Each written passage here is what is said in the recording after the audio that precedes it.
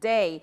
And this year's festivities were quite interesting. The national celebrations took place at Boma Grounds in Katakwi district. And Uganda Broadcasting Corporation, as always, was there to bring you all the events as they were happening in real time. But it is still Women's Month, and a conversation around including women and empowering women still continues. And now, women leaders have been advised to include and empower women, to mentor women, because it is said that women are not empowering their own enough. So this conversation continues, and later on we will be speaking to the Deputy IGG over the same. But for now, I would like to know, Jerome Paul, good morning. Is it yet a beautiful week? Yes, it is. And to our Muslim viewer out there, it is indeed a holy week or a holy month that is already kicking off. So you can easily tell that for everybody out there who is getting to kickstart their week, we're in the second week officially of the month of March. How about that? I want to say, and I want to believe it's going to be a great week.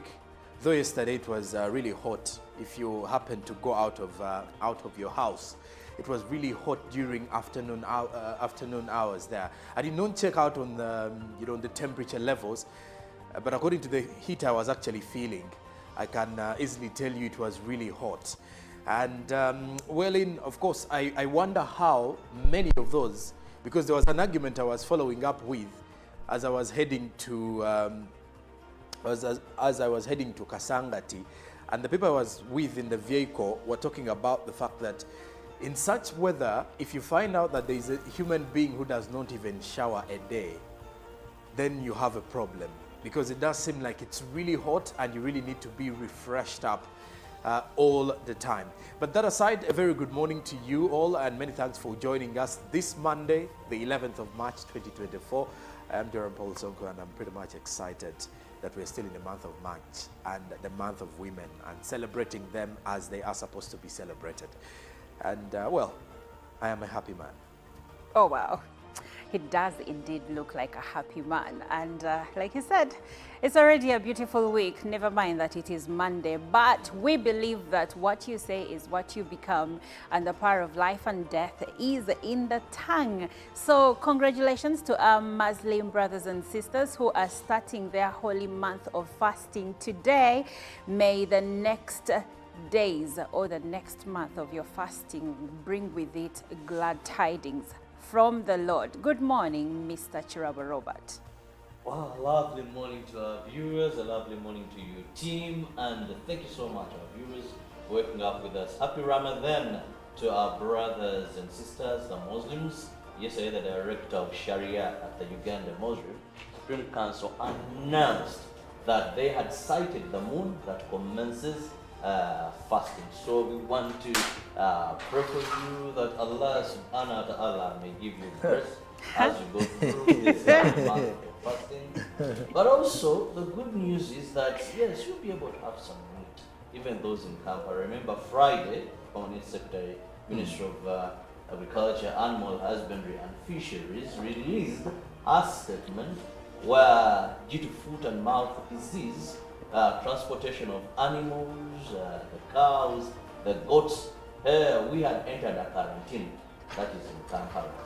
But yesterday, with consultations from the Prime Minister, the two ministers for Kampala Affairs came out and said that has been halted in Kampala as more information is being gathered. So at least you know that when you go to these abattoirs, when you go to these butchers, as you break or start your fast, there will be something for you to enjoy, which is either goat meat or so that you enjoy the fasting very well, not with absence of meat. I'm still stuck on the part where Robert attempted some Arabic. Very good when it comes to Arabic. Oh, really? We should put you to the test. So over time, okay. When I go to visit, when I'm talking with them, they'll speak some Arabic and they'll tell you, please, Mofo, try the word, and then I get to master it. By the way, isn't it blasphemous for non-Muslims to actually, what do you call it? Give the Chantal, help me here. I think I know it. The greeting. I know it in. I know how to say it in Luganda. Kutola salam. Kutola salam. Yes. Isn't it blasphemous, especially around this month for non-Muslims to kutola salam? Well, salam is it's like saying peace be upon you. So it's as good as a greeting, and it's okay. Ah, okay. For all I know, yes, it is okay. It's not blasphemous to actually go ahead and say and wish someone peace. Also, is it Sheikh Menk? Is it Muft Menk? Muft Menk. Was here over the weekend, Yes. and I saw many Christians as well clad in the Muslim kind of wear, or kanzu. So I was wondering how they would actually make it happen to such an event. But there were actually very many Christians in presence. Well, Muft Menk has impacted pretty much all of us. His teachings, the way he carries himself, the things he talks about, many of us that are not Muslims can relate. That is very true. Just like I've seen Muslims on, say, a YouTube live stream talking about how a particular Christian gospel song has really pushed them through a hard time of their life. So I think some of these things they can't be written in stone. It's God, and if you're praising God, if it ministers to your heart, then it is all well. And I have my reasons for asking Chantal to explain some of these things. But good morning, Chantal. Good morning, Olive. How are you today? Welcome back from Katakwi. Thank you, thank you. It I was quite an experience. hoping. Did you carry your sunscreen? Didn't you ask for ice? Sunscreen is a must. There was nowhere to ask for ice. The place is really beautiful. The road is amazing. I was so moved by the infrastructure, especially when it came to roads. But the sun, oh my God, no one prepared me. I did carry the sunscreen though. Okay, because even me who barely wears sunscreen, I think if I were traveling to some of those parts, I would definitely have to look for sunscreen. But welcome back, and to you, our dear viewer, thank you for joining us. It's yet another week. To our Muslim brothers and sisters, well, we are saying, may God receive your sacrifice and prayers throughout this holy month, and may what you're praying for be fulfilled according to your desires. Otherwise, welcome to the show. My name is Chantal. Well, welcome to the show, and like we do always, we now take you through the news that we've been able to gather for you this morning. And we'll begin with the political side of it, where the Prime Minister, Robin Nabanje, has cautioned opposition leaders against tarnishing the image of government officials as corrupt. The warning follows an exchange with the leader of opposition in Parliament, Joel Senyi, who accused government officials of corruption and theft of taxpayers' money. This was during the Silver Jubilee celebration at St. Jude Thaddeus Lukaya Parish in Kalungu District. Now, continuing the conversation on women, Minister of State for Gender and Culture, Peace Mutuzo, has urged women to embrace continuous career development by pursuing further education and training for them to compete in the employment space. According to Minister Mutuzo, some women find it difficult to balance between family and career development, an issue that is making them to remain behind. And moving on, government has been challenged to strengthen collaboration with non-state actors to ensure that the boy child is empowered and uplifted. This call comes at a time when focus is also shifting to the boy child and grounds that boys are being left behind, with emphasis only placed on the girl child. These are youth from Nsoba East, a Kampala suburb, receiving different equipment from the Rotary Club of Bukoto under the Boy Child Uplifting Program. The equipment is aimed at supporting young boys involved in different business ventures like car washing, shoemaking, and welding. John Busiku, with other 4 colleagues, started a shoemaking business after acquiring skills from the presidential initiative on skilling the boy child and girl child. Leaders of Nsoba East appreciated partners who are supporting young boys to engage in productive activities. Uganda has one of the youngest population in the world, and it is therefore critical that the youth are supported to be job creators. And moving on, the paramount chief-elect of Lango has called upon unity among leaders and the subjects. Engineer Dr. Moses Michael Odongo Okune, who recently elected to lead the Lango people, returned yesterday and received a warm reception at his home church in Ibuje Sub-County, Apache District. Engineer Dr. Moses Michael Odongo Okune was on 1st of this month elected by the clan heads to lead the Lango people. In the company of other clan heads, Odongo appeared for an early morning service at All Saints Church of Uganda, Ibuje, his ancestral home church. Odongo urged for unity among cultural leaders and the subjects. After his election, Odongo will be presented before the Council of Clan Leaders on 15th of this month. Engineer Moses Odong Okune will be the second paramount chief of the Lango people after Mzee Yosam Odur Ebi. His enthronement is scheduled for November when Mzee Yosam retires. Well, that sums up our local news, but we still have more for you in international news and climate with Chantal Olive. Crossing over to international news, let's start with Switzerland. Now, a huge search and rescue operation is underway in the Swiss Alps after 6 skiers went missing. They set off from Zermatt, home of the famous Matterhorn mountain, on Saturday on a ski tour towards Arola along with the Swiss-Italian border. Somewhere close to the 3,706 meters high Tete Blanche mountain, they went missing. The local police say all available rescue teams on both sides of the route have been alerted, but severe weather is hampering the operation. Swiss police confirmed that the skiers are all Swiss nationals and range in the age from 21 to 58 years old. There have been high winds in the Alps for some days, and over the past 24 hours, heavy snowfalls. Saas Fair, the winter resort neighboring Zermatt, is currently cut off by snow, and Jan Troffer, the head of Zermatt's air rescue service, told news agencies the weather is currently so bad that flying is not an option with very strong winds, heavy snow, high avalanche danger, and zero visibility. Mr. Truffaut said that the group may have been overcome by the bad weather rather than struck by an avalanche because they went missing on a part of the Mount Arola route where the risk of avalanche is low. Moving on, the UN Agency for Palestinian Refugees says that hunger is everywhere in Gaza as Ramadan begins and reiterates calls for an immediate ceasefire during the fasting month.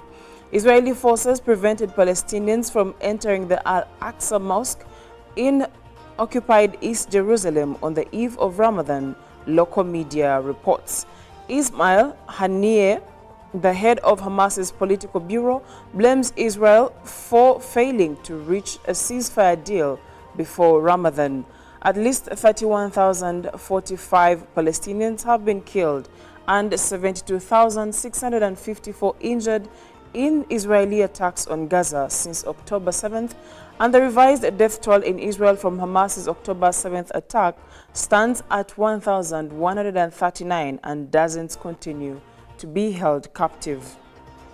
Coming back to Africa, Nigeria's spate of abductions worsened on Saturday as more than a dozen students and 4 women were kidnapped from a school in Gada, Sokoto.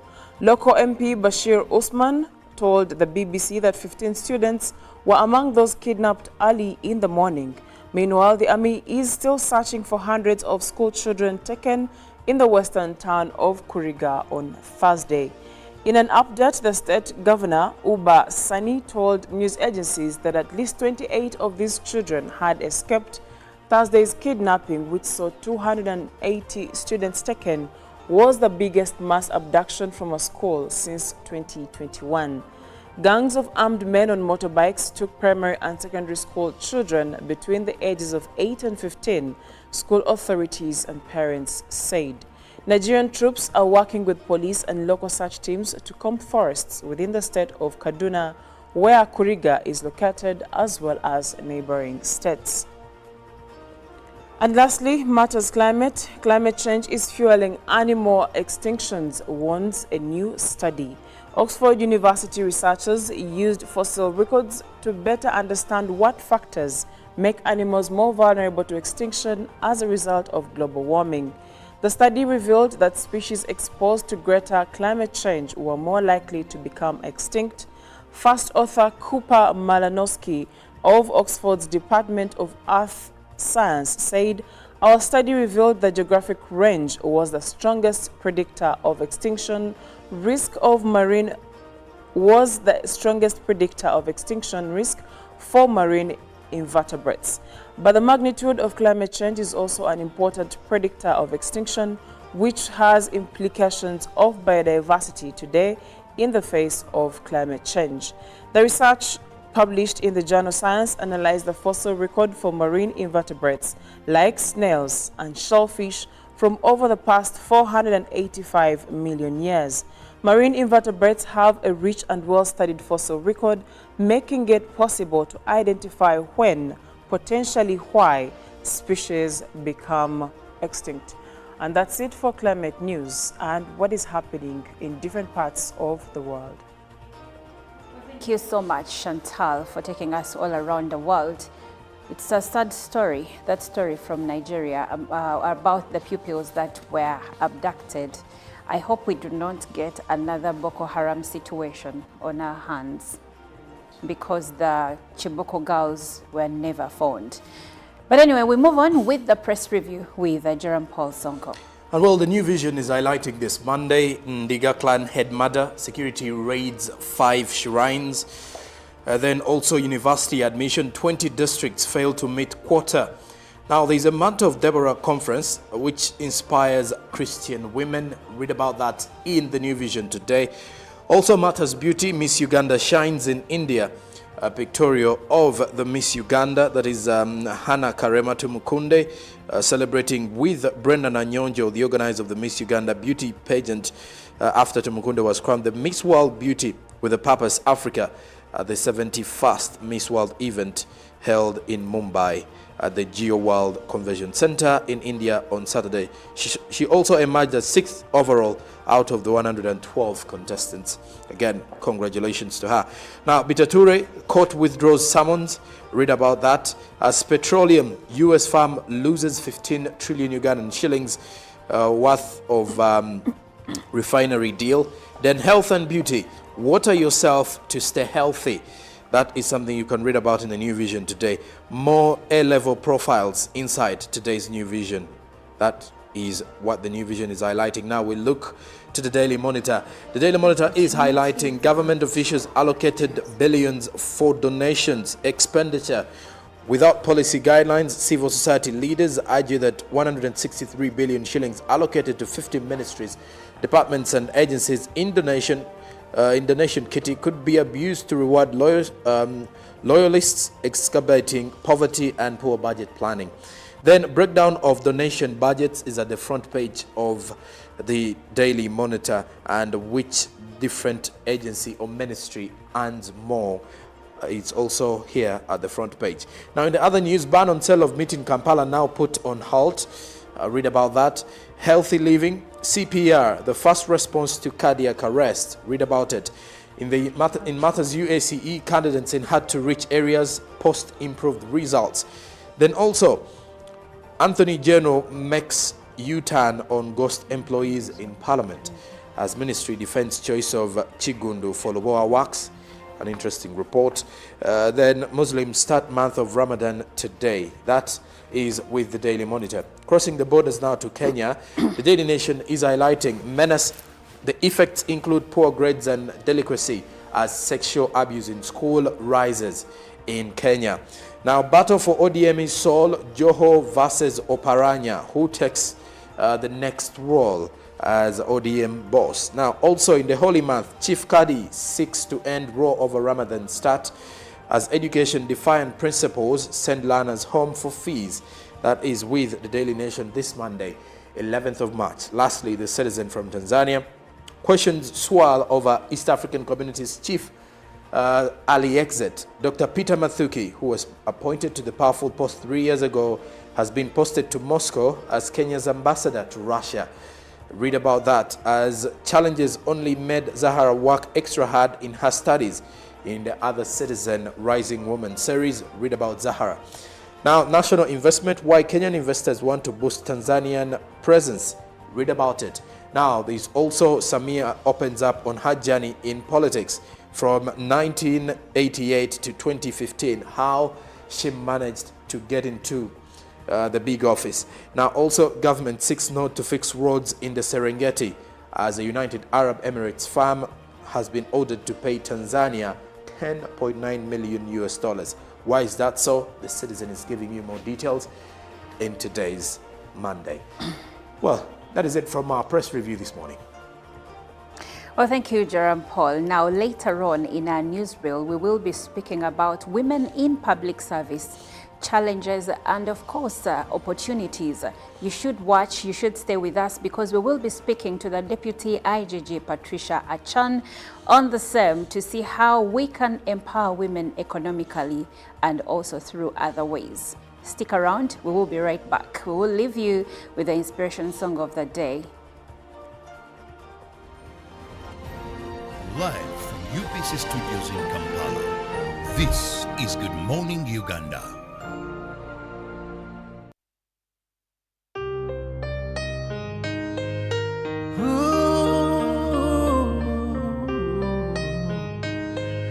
Bring it on, bring it on. You, bring it on.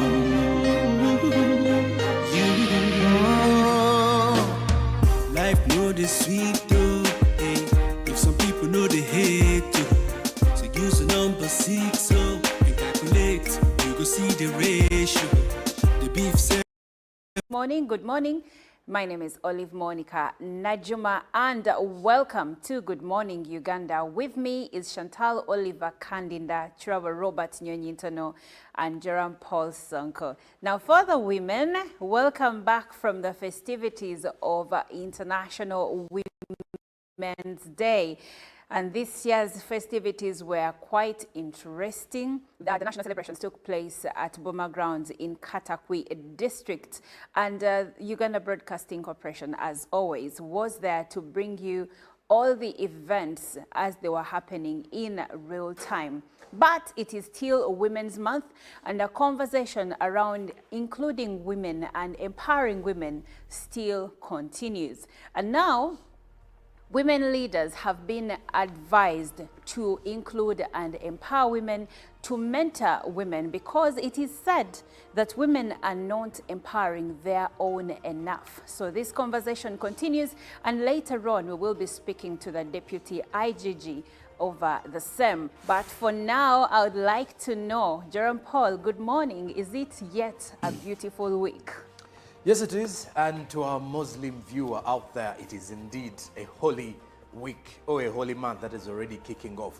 So you can easily tell that for everybody out there who is getting to kickstart their week, we're in the second week officially of the month of March.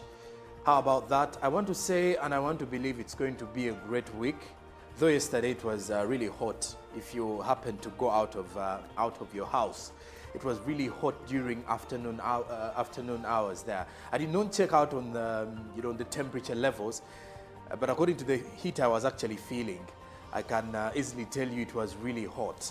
And of course, I wonder how many of those, because there was an argument I was following up with as I was heading to as I was heading to Kasangati, and the people I was with in the vehicle were talking about the fact that in such weather, if you find out that there is a human being who does not even shower a day, then you have a problem, because it does seem like it's really hot and you really need to be refreshed up all the time. But that aside, a very good morning to you all and many thanks for joining us this Monday, the 11th of March 2024.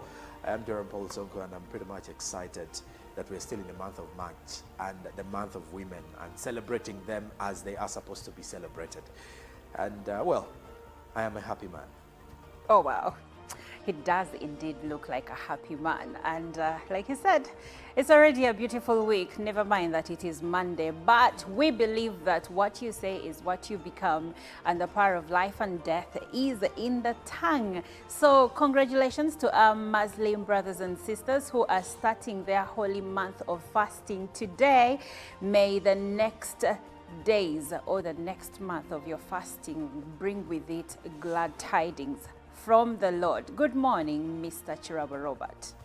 Wow, lovely morning to our viewers, a lovely morning to you, team, and thank you so much, our viewers, for waking up with us. Happy Ramadan to our brothers and sisters, the Muslims. Yesterday, the director of Sharia at the Uganda Muslim Supreme Council announced that they had sighted the moon that commences fasting. So we want to pray for you that Allah subhanahu wa ta'ala may give you grace as you go through this month of fasting. But also the good news is that yes, you'll be able to have some meat, even those in Kampala. Remember Friday, Permanent Secretary, Minister of Agriculture, Animal Husbandry and Fisheries released a statement where due to foot and mouth disease, transportation of animals, the cows, the goats, we had entered a quarantine, that is in Kampala. But yesterday, with consultations from the Prime Minister, the two ministers for Kampala Affairs came out and said that has been halted in Kampala as more information is being gathered. So at least you know that when you go to these abattoirs, when you go to these butchers, as you break or Pick of the day on UBC.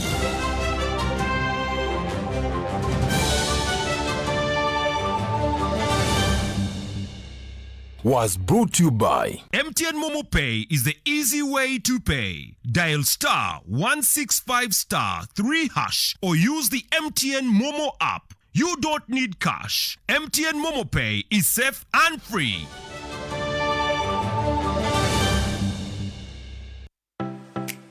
UBC is the national public broadcaster. We educate, inform, entertain, and inspire our audiences. You can watch us on free-to-air channel 001, DSTV channel 282, GoTV channel 371, Star Times channel 201, Zuku TV channel 20, and Azam TV channel 350. Even when your subscription expires, you can still watch UBC for free on your pay TV platforms. A new dawn on Behind the Headlines with me, Timothy Nyangweso. Every Wednesday, live in our studios in the heart of Kampala. We have conversations that have analysis, explanation, but not every truth is fact, and not every fact is truth. Every Wednesday, 10 p.m. on your public broadcaster.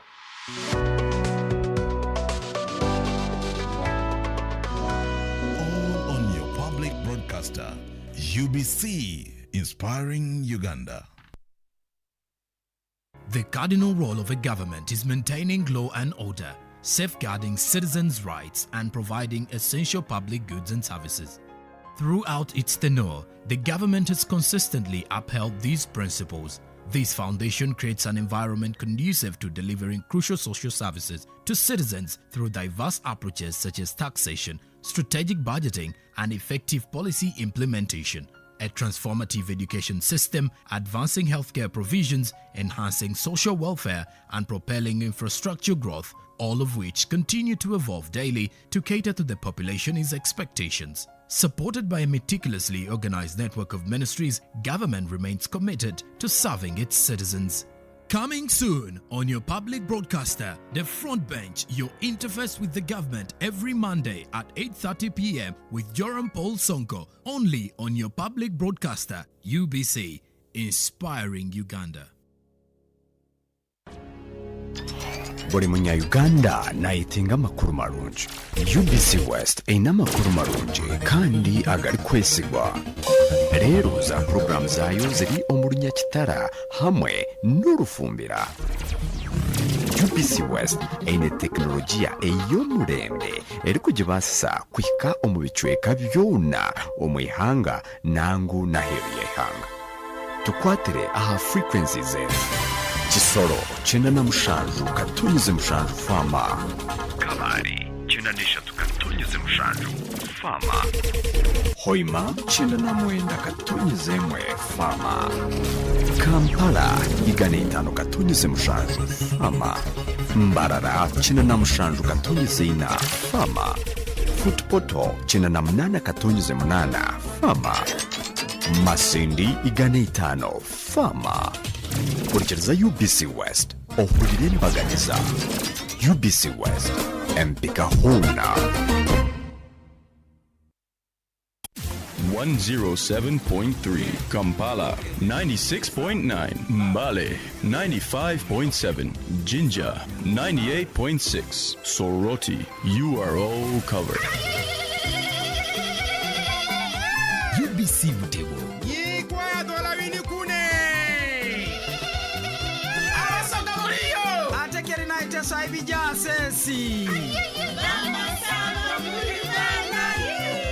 UBC Butego.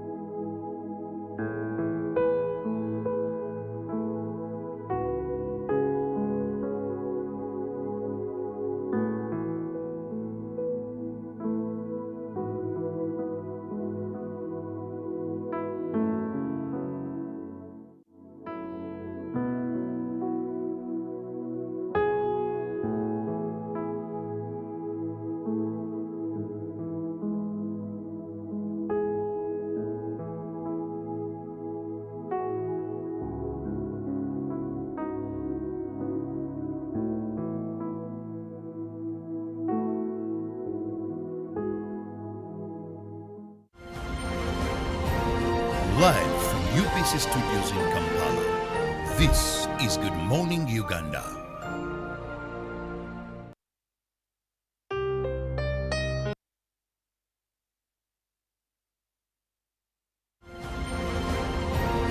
Live from UBC Studios in Kampala, this is Good Morning Uganda.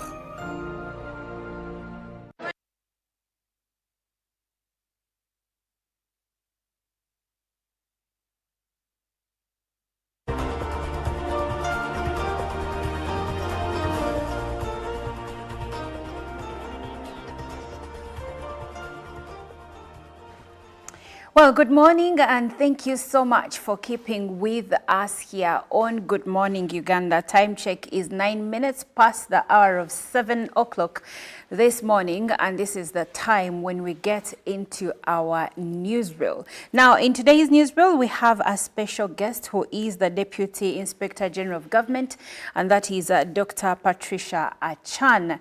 Now, it's still Women's Month. We had the celebrations, the International Women's Day celebrations on Friday, 8th March 2024 in Katakwi district, but it is still Women's Month and the conversation around women empowerment continues.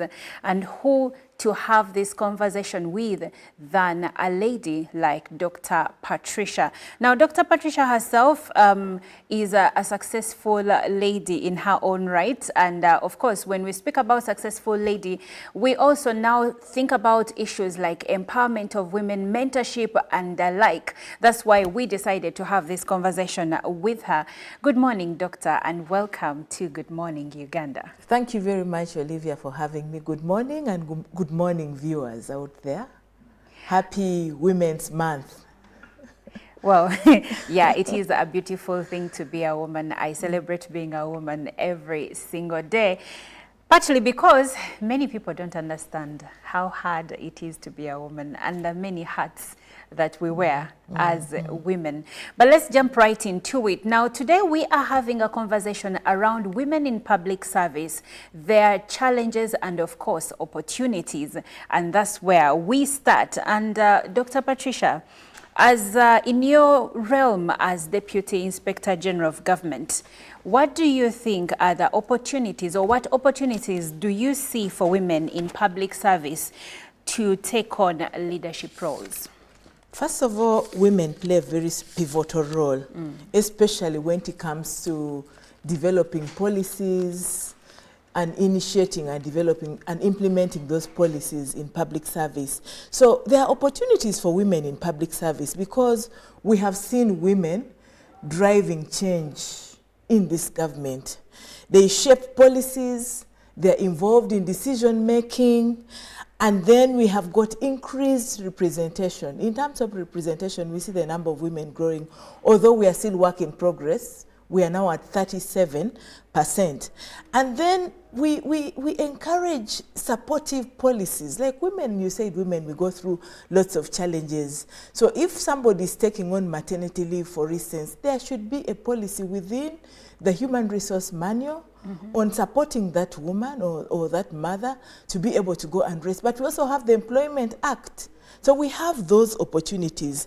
Then networking and advocacy is very, very significant, because if we are to talk about opportunities for women in public service, we need to network, we need to support one another, and then also through education and training, opportunities for training to better their skills and even improve on their performance is very, very important. Then it's important for women to be role models for others. The women in higher positions should be able to be role models for those ones in lower positions and mentor and coach them and raise them up. So there are opportunities for women in service. There are opportunities for women to display their talents. But what I would say to them is basically, when the opportunity comes, give it your best shot. Work extremely hard so that your results speak for themselves, so that another woman can identify and say, well, we have talent in this area. There's an accountant here, there's an economist here, there's a corporate lawyer here, and so on. So women have those opportunities, really.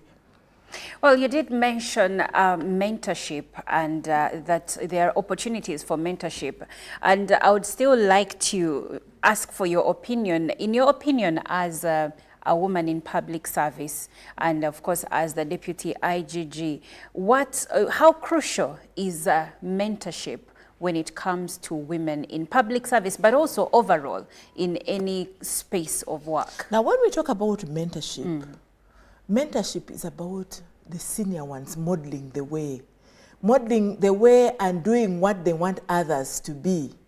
So mentorship plays a very significant role, because mentorship, first of all, opens up opportunities for training. Mentorship helps somebody to learn. Mentorship helps someone to create connections where the senior lawyers or the senior women in higher positions pull the hands of the others and encourage them to also rise and rise and rise by guiding them on how things should be done, by showing them what to do, by modeling the way. So when you look at mentorship and networking, it plays a very significant role, especially for women's success today. But it provides guidance, advice, and support. It also helps women to get goals and identify career paths. So if there is a career someone is identifying, or if someone is admiring you, Olive, someone will begin following your path and think how you do your things and so on. So it is access for opportunities. It allows women to raise their visibility, first of all within the public service, because that is the only way they can come out and shine. Then it helps to create, to break the barriers and also create or build confidence among the women. Because sometimes women have low self-esteem. They think they can't manage it by themselves, but through mentorship, they are able to get that encouragement. They feel empowered. They feel confident enough. Then it's also an avenue for knowledge sharing.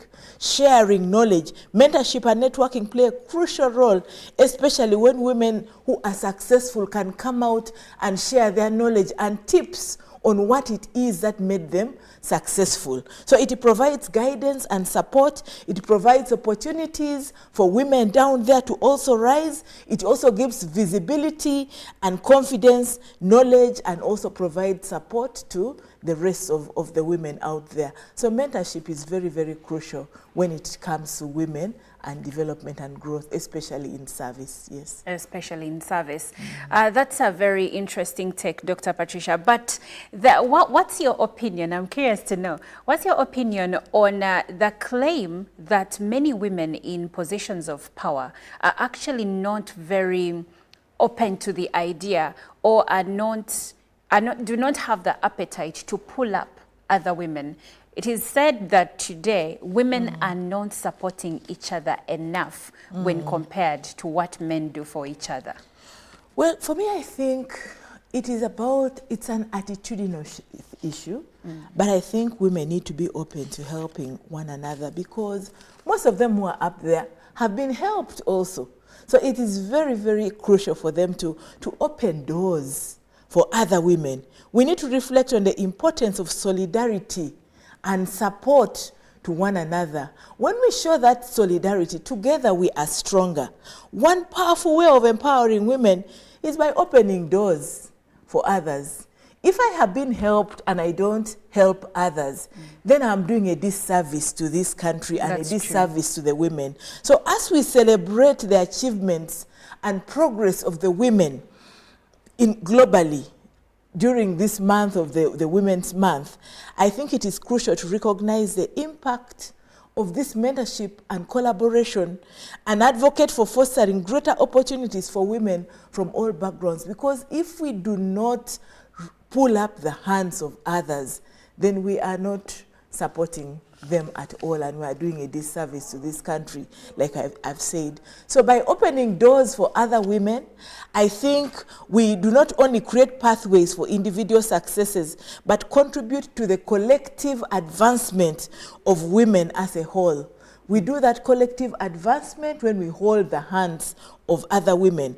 Through mentorship, through networking, through advocacy, we can help break down barriers and even challenges and stereotypes that affect women and support one another professionally and also for personal growth. So if I can encourage someone to follow my path and say, please do this course, engage in this activity, take on this training, to build and skill them and retool them with knowledge that help them to also succeed in their different spaces. Yes, so as we strive for what we call gender equality, I think women's empowerment is essential to uplift and empower one another. How? By sharing our knowledge and experiences, by helping them with resources.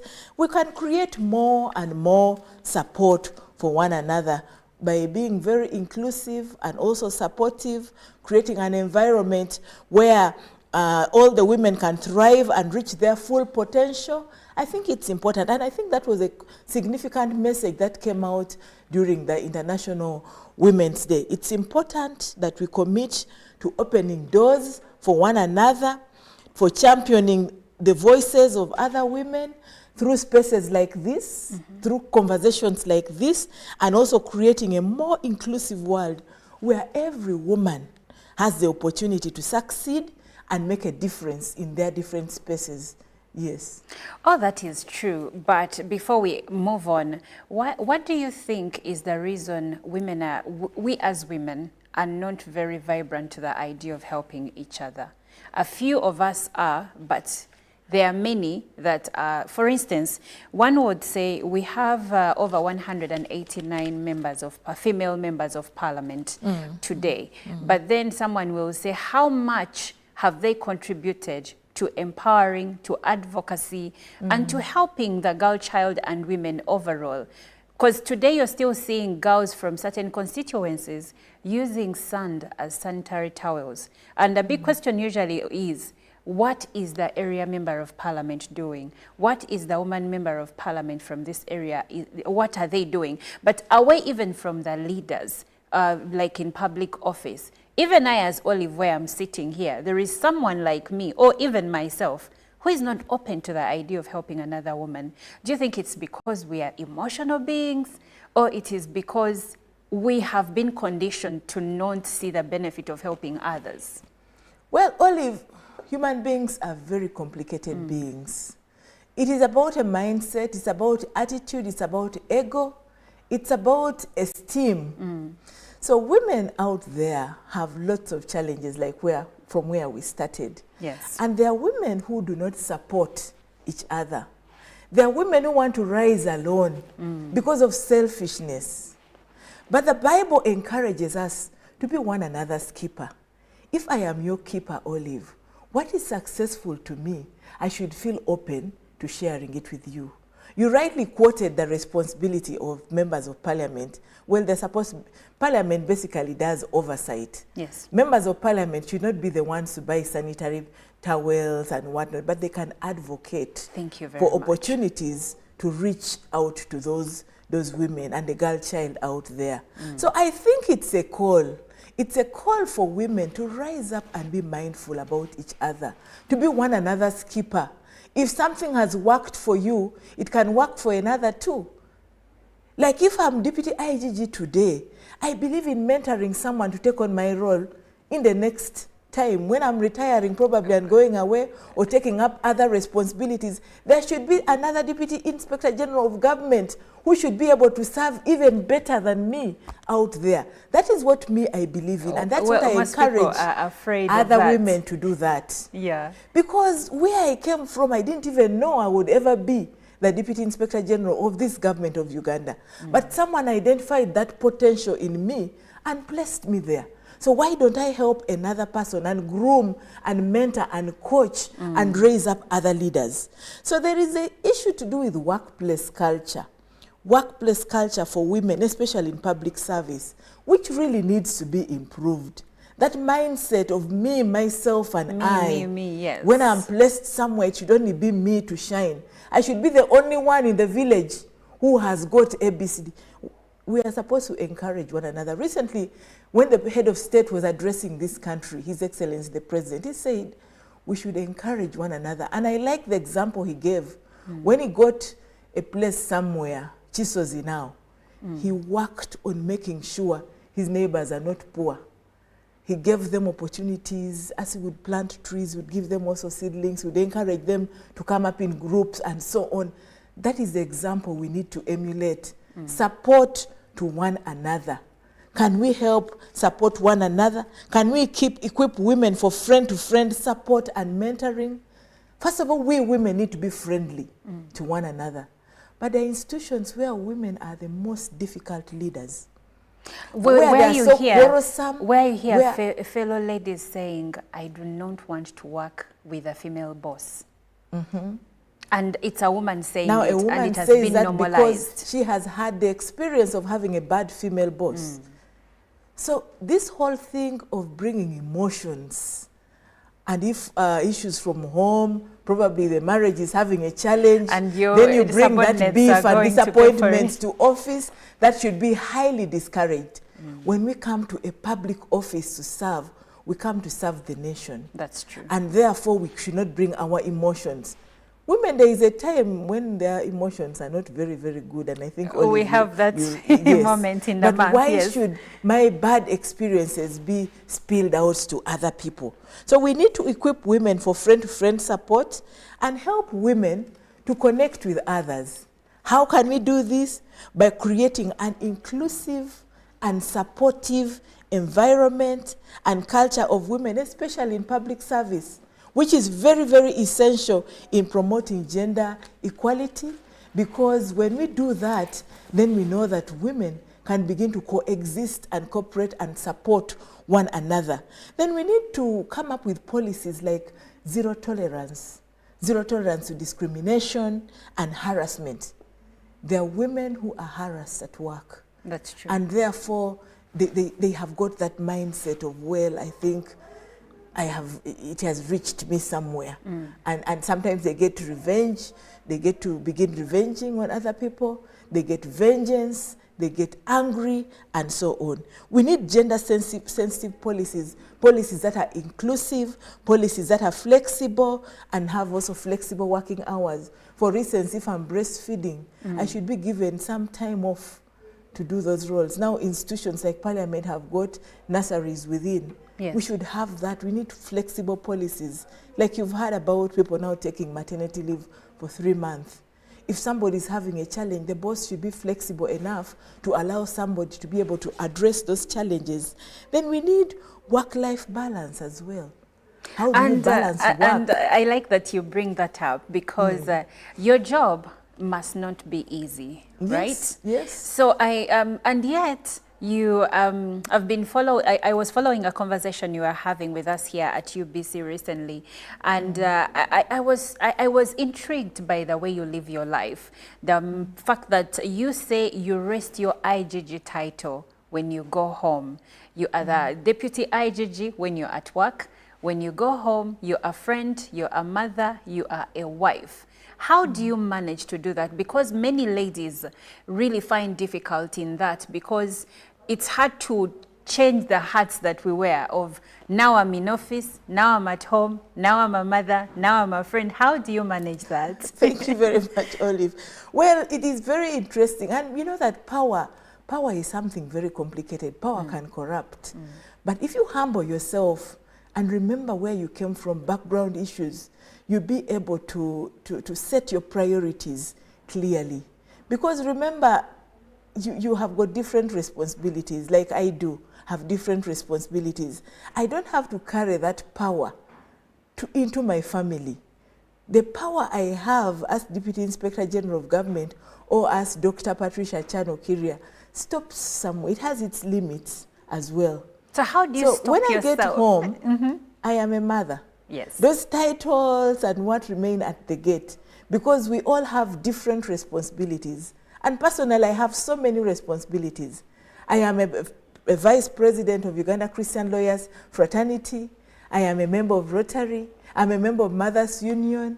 I am this, I am that. I am a mother. So I do not have to carry all that into my home. While I'm at home, I am a mother, I am a wife, I'm a parent. So I think it is important to have that work-life balance. When you go home, don't go home and be the commissioner at home or the director at home. When you're at home, you should take on your motherly instincts and be a wife and be respectful to your spouses out there, because that is where problems begin. Only when a home is disorganized, such a person cannot be productive at work. It's important to have that balance. And the theme for this Women's Day was about empowering women economically. Yes. And our we cannot contribute economically when we are not empowered physically. We need to be healthy. We need to be in the right mindset. That's why I encourage people to have a busy body. At least work out so that you're physically fit and able to go there and be productive at work. So I encourage multitasking. Like women, God wired us differently. We have the ability to multitask. Yes. That is the reason why you can attend to a baby at the same time cook and attend to guests. And you're also home. looking at your phone. Yes, and also emails. be able to look at the phone and be able to coordinate a few things here and there. Okay. Yes. Now, of course, in most cases, they normally say that behind every successful man, there is a woman. But I also believe that the reverse is true for a successful woman.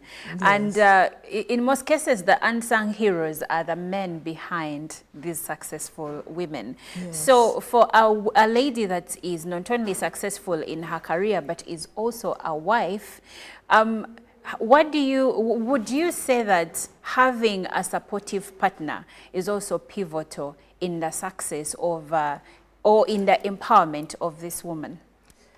I agree with you 100%.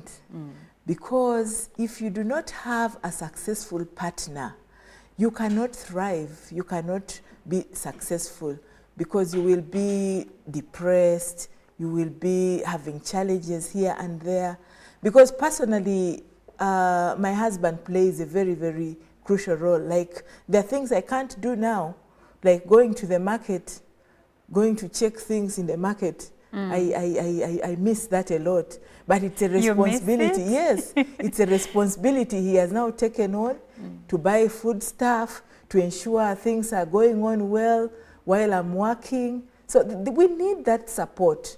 We need that support a lot. I believe you also love to go to the market. What I miss most is checking out on second-hand clothes. Oh, yes. Because I would go, even if I don't have any intention of buying any, I would be very excited to go and just check out and check out and check out. I but hear now, you on the second-hand yes, clothes. and we love shopping. Yes. But now that responsibility is a bit minimized. I don't. Once in a while I can go to a shopping mall, but the supportive spouse plays a very, very significant role, because, and that is the reason why I was saying women need to be respectful, women need to be submissive, women need to have that humility.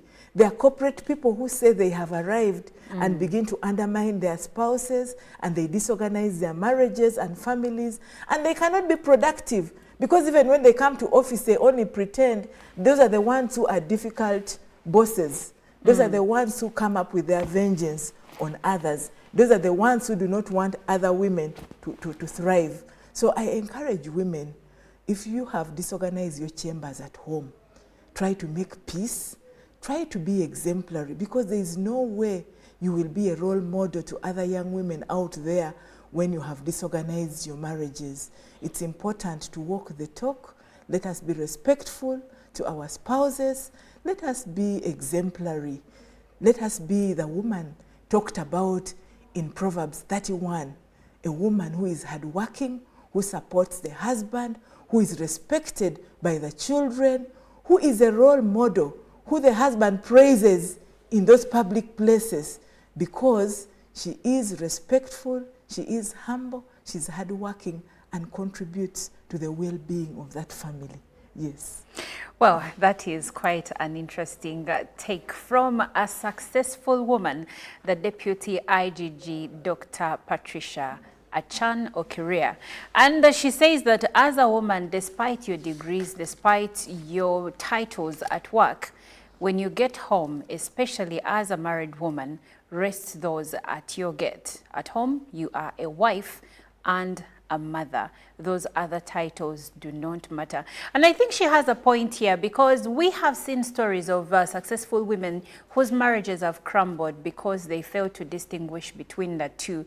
They fail to understand that in as much as I have power, when I go home, there is someone over me, a leader over me. But before we move on, actually, Dr. Patricia, some women find a problem being led.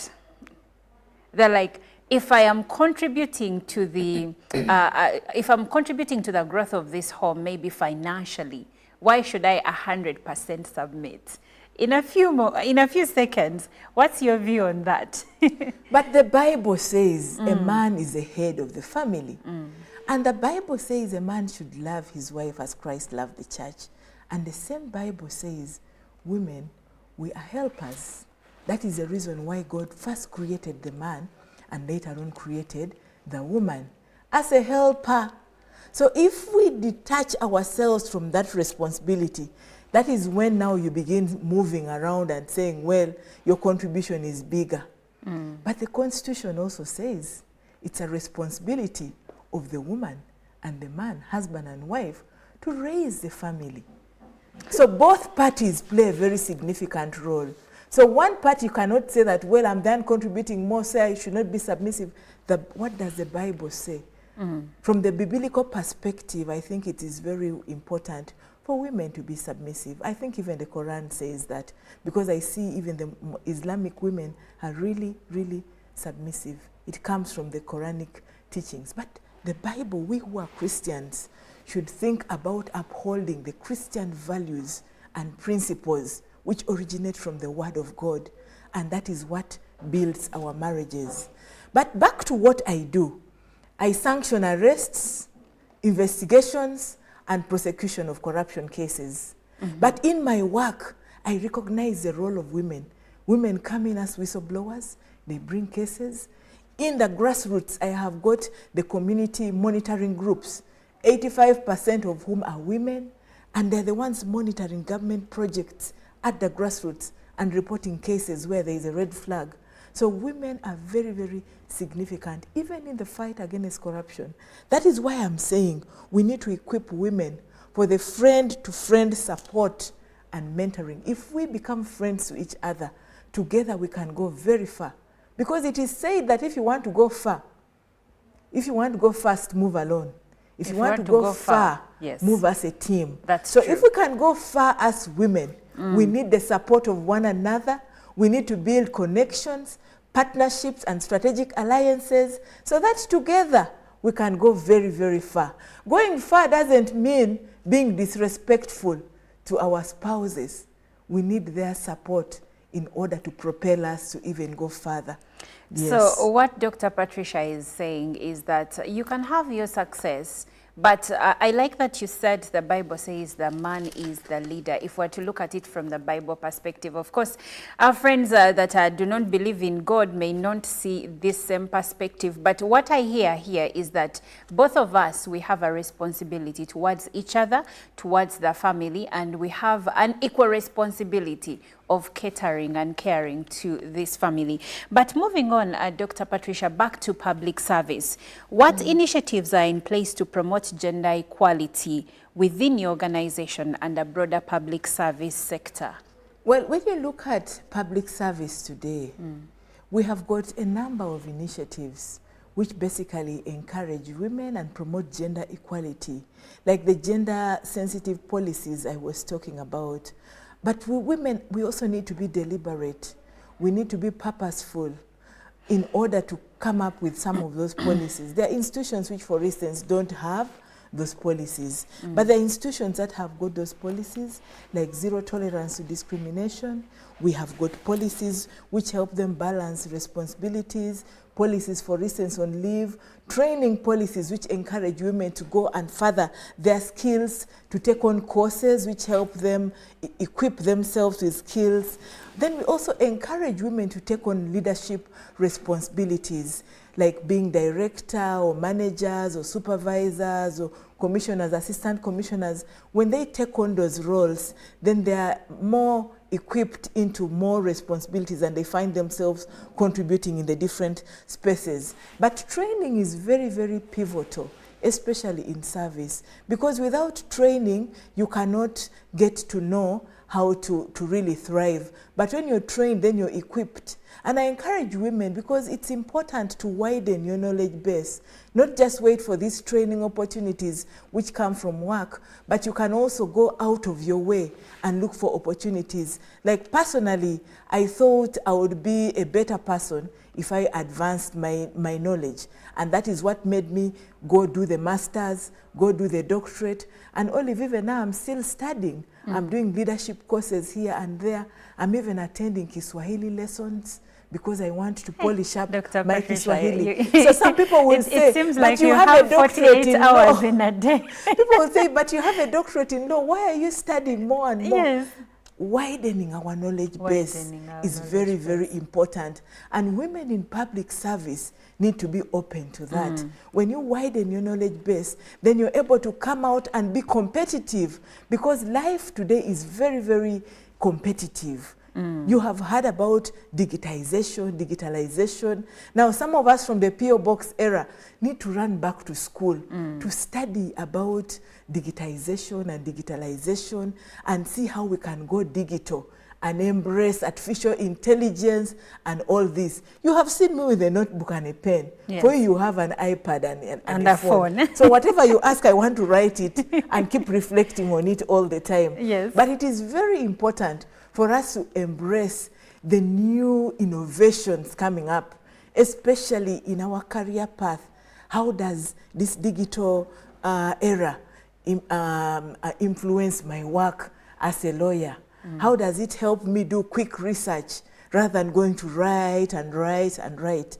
So it is very important for us to. So tomorrow, if you hear that I went back to school to study IT, please support me because I want to widen my knowledge base. And I encourage women out there, take every challenge as an opportunity to grow and better yourselves, because it is very important. Yes.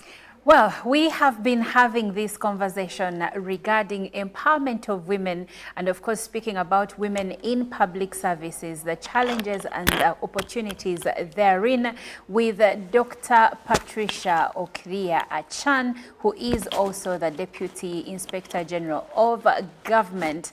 This has been a very interesting and a beautiful and enlightening conversation. Unfortunately, we can't go any further, but if you have any questions, you can reach us on our hashtag UBCGMU on the X app. We can continue to have this conversation, and I believe that Dr. Patricia can even answer some of those online. Is that okay? Okay, thank you so much for sparing time to be with us. Honestly speaking, it feels like you have 48 hours in a day and like for 24. Exactly 24. I really admire you. I do. Thank you. As a woman, you should strive for more, for better, for bigger, because you can do it. Here is one woman that is doing it all, and she seems to be living a full life. You too can. I can. So let's endeavor to do that. It is still International Women's Week. My name is Olive Monica Najoma, and Good Morning Uganda continues. Live from UBC Studios in Kampala, this is Good Morning Uganda. UBC is the national public broadcaster. We educate, inform, entertain, and inspire our audiences. You can watch us on free-to-air channel 001, DSTV channel 282, GoTV channel 371, Star Times channel 201, Zuku TV channel 20, and Azam TV channel 350. Even when your subscription expires, you can still watch UBC for free on your pay TV platforms. Nyati Motion Pictures brings you Tuko Pamoja, a documentary film about our unity as Ugandans and Africans. Bunyoro would have simply created an East African community that we are looking for today. The rulers of Bunyoro are actually Luos. We people who live across the Nile, we are so related from our myth or from just the Nile. We are the same people, and genetically we are even the same people. We are similar people. We are one. Pamoja, we are one. Use that word, pamoja. Premiering every week from 3rd February to June 2024 at the National Theatre and Indere Center. Daily screenings are from 4th February to June 2024 at Ham Cinemax and the National Theatre. To get a ticket, call 0778 787 660. Tuko Pamoja? A new dawn on Behind the Headlines with me, Timothy Nyangweso, every Wednesday live in our studios in the heart of Kampala. We have conversations that have analysis, explanation, but not every truth is fact and not every fact is truth. Every Wednesday, 10 p.m. on your public broadcaster.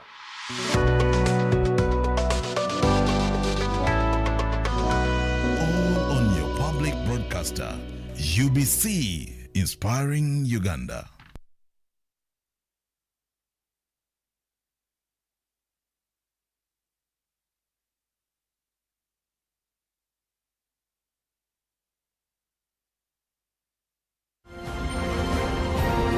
Live from UBC Studios in Kampala, this is Good Morning Uganda.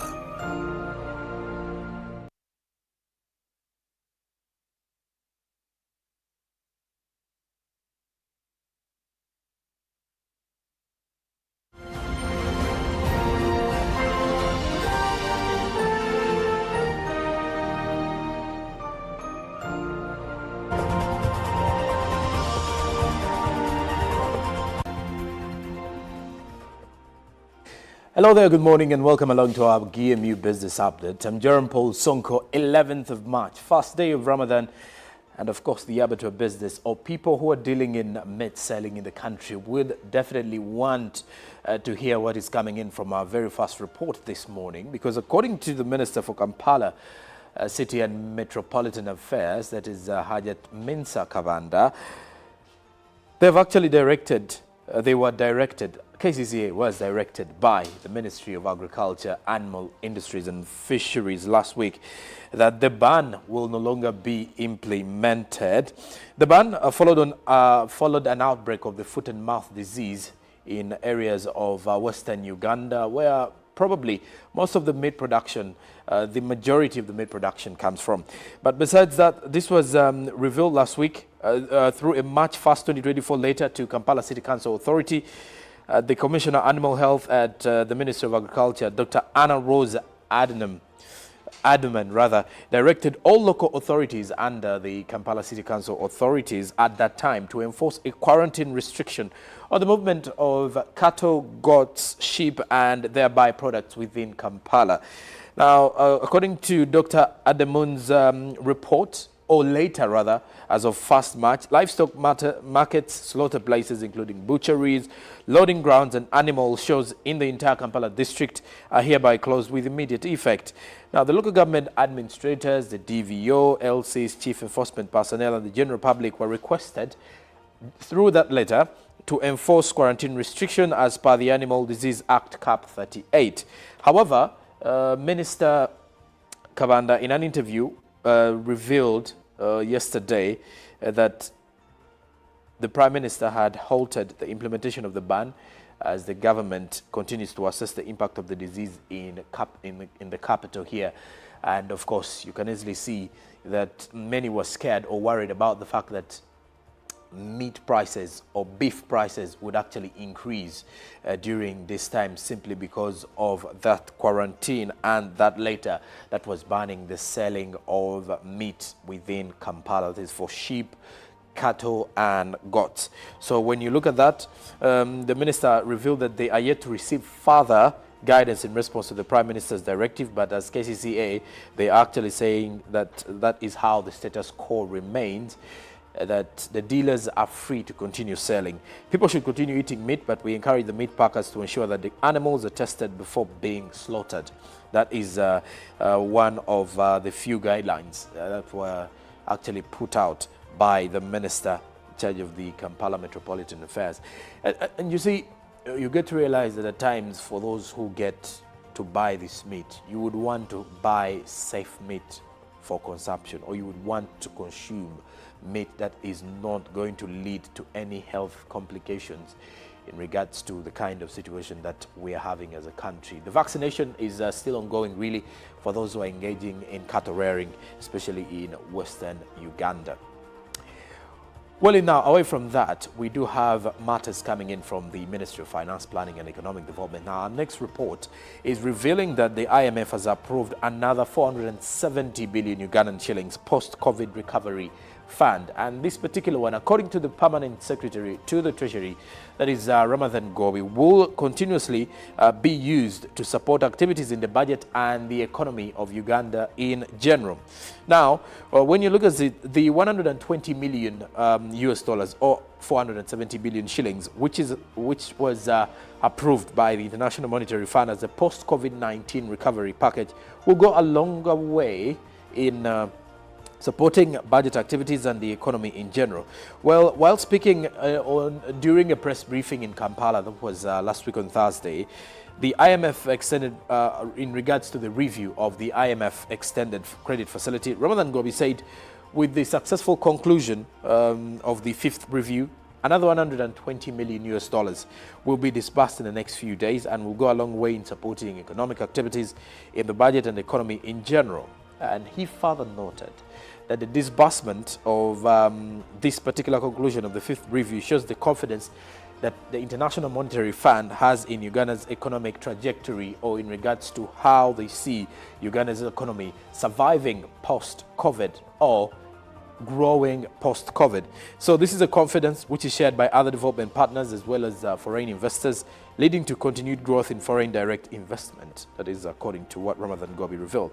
So Uganda concluded the 5th review under the extended credit facility on March 6th with the International Monetary Fund saying that the broad-based recovery in the economy does continue, but more reforms are still needed in Uganda's economy today. In June 2021, by the way, the International Monetary Fund approved 1 billion Ugandan shilling, or rather $1 billion US dollars. That is approximately 3.9 trillion extended credit facility for Uganda to support the post-COVID recovery by increasing household incomes and inclusive growth through fostering private sector development. And this is the kind of money that we are still receiving up to now, the 100 billion, rather the 1 billion US dollar in question here.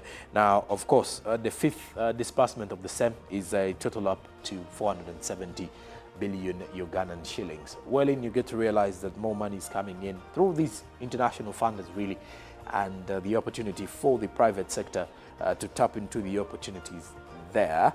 But also looking at how the Ministry of Finance is likely to be using this particular money, because we do have quite a number of priorities to focus on.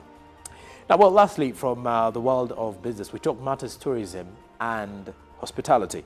And our main focus this time around is looking at hotels. The hotel industry in Jinja would not love the news I have for them this morning, because according to information coming in is that Jinja hotels are still having a long way to go to host global conferences, according to the Uganda Tourism Board.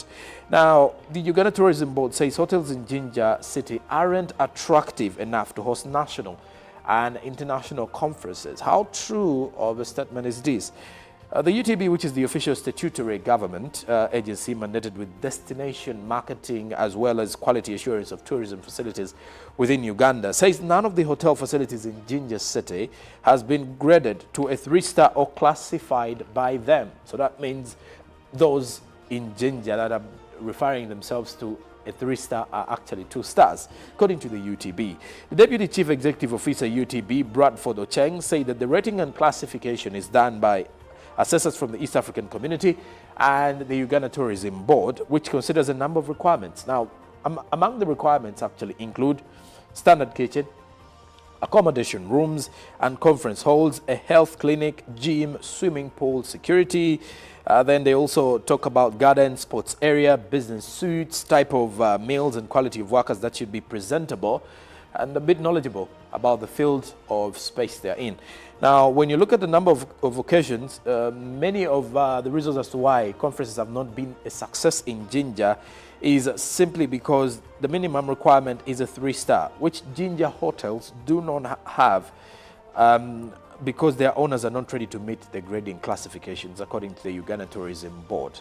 I don't know whether I do have viewers from Jinja, especially the hotel industry. This is something that they would definitely want to argue about if I am to speak. Now, the former UTB chairman, Daudi Migereko, however, said rating and classification of hotels is an added value but cannot stop an international conference from being hosted in Jinja City. So, of course, the argument is still there, and it doesn't really rule out the fact that they can still host. But, of course, according to the classification from the Uganda Tourism Board, there is a lot to be done by hotels within Jinja City.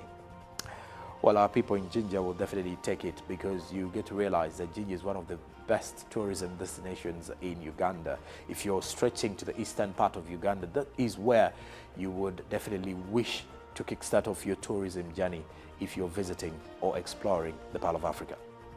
Well, now, lastly, from the world of business, we look at the forex market to see how the different currencies are faring because of Business Friday, so that you can actually get up to speed with the same as you're kickstarting off your forex exchange journey on this fruitful Monday, to see how the markets are and then get into that perspective as well. By Friday evening, the US dollar was buying at 3,899.83, while selling at 3,909.83. Then the Great Britain pound was buying at 4,965.26, while selling at 4,977.99. Looking at the euro, buying at 4,250.81, while selling at 4,261.71. Then we look at the Kenyan shilling, buying at 27.27, while selling at 27.34 shillings. The Tanzanian shilling was buying at 1.64 shillings while selling at 1.64 shillings, as the South African rand was buying at 207.13 while selling at 207.66 shillings. So that is how you will definitely find the forex market if you are moving out to trade and change some currencies out there. Monday, open business 11th March 2024. I am Jerome Paul Sanko. Now tomorrow I'll be back to give you more details from the world of business. Keep along to UBC as we will be giving you more from our bulletins as well. Have yourself a good day, but stick around because the traffic update is coming up with Chantal Oliver Kandinda, and more is yet to come. Good morning.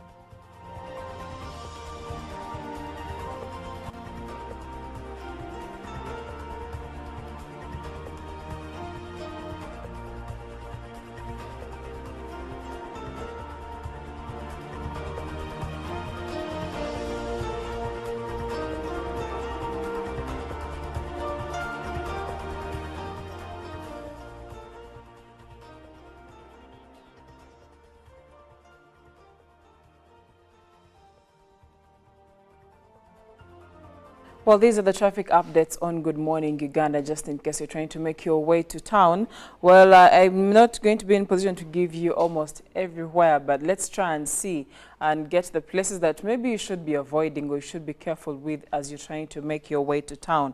At this very moment, I am standing at the Nambole roundabout, trying to see how I make it to town. But if you are coming from areas of Boyogere, from areas of Namamve, there is a lot of traffic on that very road. So you might want to either hold on a little bit or brush yourself for what is on that road. Now, as you can see on the Nambola roundabout, it gets a bit tight on there because, of course, of the roundabout, people trying to join and others exiting the roundabout.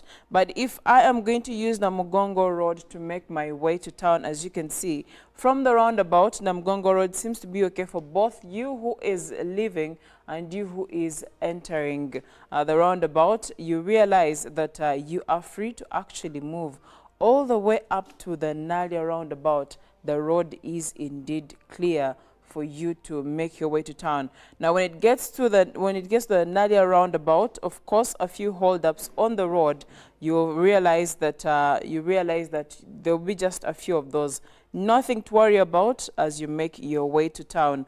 Also, if you are coming from Nalia, there is holdups in the middle there. As you can see, traffic seems to be not as smooth, and of course, because of there is a hospital along that road. There is also a school along that road. So definitely, you have some holdups there, and as you can see, it keeps holding and loosening a bit for you to be able to move, but brace yourself for a bit of it as you are getting into the roundabout now. Proceeding onto the Nadia Road, as you can see, it's really slow, but there is a bit of traffic as you are making your way to town to go to Ntinda actually after the Nadia roundabout. For you who wants to make your way to Ntinda, this is what I'm telling you, that the holdups are there, so you have to brace yourself for them. As you can see, we are going all the way. This is what they call Chambo. After that, there is what they call Chambogo Road. As you are trying to get to town, there is a route also that takes you to Chiwatule. Those who are trying to connect from Chiwatule side, you're also headed for some bit of traffic. But after that, as you pass shortly past the route that takes you to Ntinda Chigoa, you are safe to move really well until you join the old Chira Road. Now that is closing into further into Ntinda as you're getting to the lights. As you can see, the traffic is nothing to worry about because there is a smooth flow until you get to the lights, the main Ntinda lights. The lights that will take you to Ntinda complex on Ntinda Road, also the lights that will take you down onto Ntinda Chisasi Road. and those that will enable you, the route that will enable you to join the Ntinda Bukoto Road. Now, depending on the route you choose to take, if you are choosing to take Ntinda Road that takes you to Nakawa side, you are free to move until you reach the next traffic lights that will be taking you to Matters Way, the junction that has Matters Way. That is where you'll find a bit of traffic for both those who are coming and exiting Ntinda, but mainly for you who is onto the Ntinda Road. You realize that there is a lot of traffic on that road as you're trying to make your way to town. However, if you are trying to use the Bukoto Ntinda Road or Ntinda Bukoto Road, you are also headed for some bit of traffic. There's a bit of a smooth flow here and there, but generally you need to brace yourself for slow movement of traffic. For those who are joining Ntinda 2 Road, you are okay to move, just a small hold up in the middle there, but nothing to worry about. If you're proceeding onto Chira Road, you have small hold ups in the middle there, and majorly because of the junctions and the traffic lights that you'll be meeting along the way. But short of that, you are okay to move. But proceeding on to Chira Road, as you are approaching the traffic lights on Chira Road, you are not safe at all because there is holdups in the middle that seem to be causing lots of traffic. But when they release you, you are okay to move. And do remember, if you are using a route that has traffic lights, that has roundabouts, that has junctions, definitely there is usually a lot of congestion on those spots, because sometimes Ugandans drive like they do not go to driving school. But short of that, if you are going onto the Lugogo bypass, you are safe to move. It gets a little bit slow in the middle there, but nothing for you to worry about. You are okay to move, aside from the junctions that you will encounter that will cause a little bit of slow movement, but you are okay to move.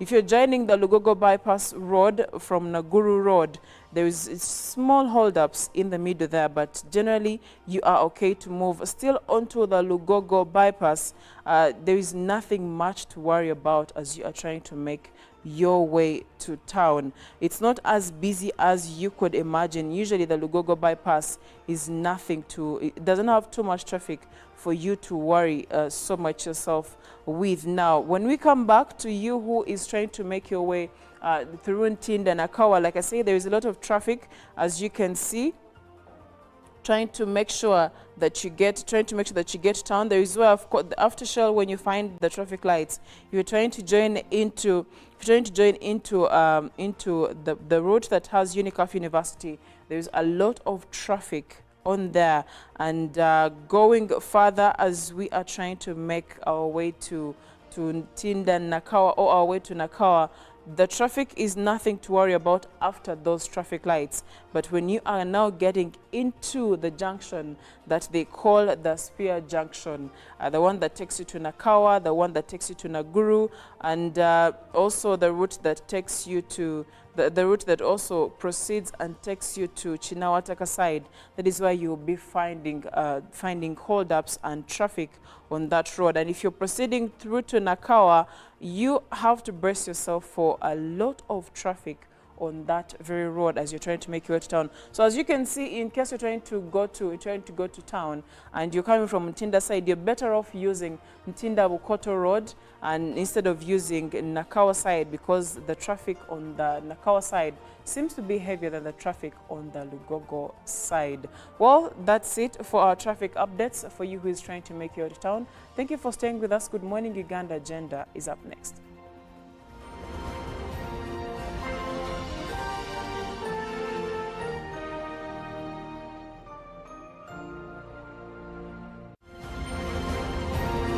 Live from UPC Studios in Kampala, this is Good Morning Uganda. Nyati Motion Pictures brings you Tuko Pamoja, a documentary film about our unity as Ugandans and Africans. Bunyoro would have simply created an East African community that we are looking for today. The rulers of Bunyoro are actually Luos. We people who live across the Nile, we are so related from our myth or from just the Nile. We are the same people, and genetically we are even the same people. We are similar people. We are one. Pamoja, we are one. Use that word pamoja.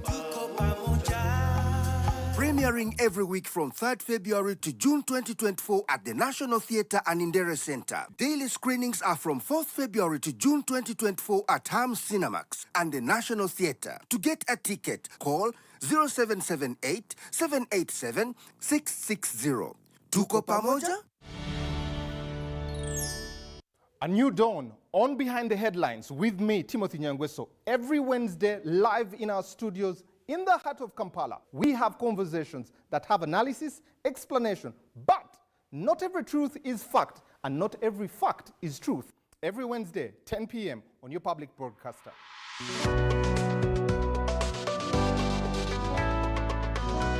All on your public broadcaster, UBC, inspiring Uganda. The cardinal role of a government is maintaining law and order, safeguarding citizens' rights, and providing essential public goods and services.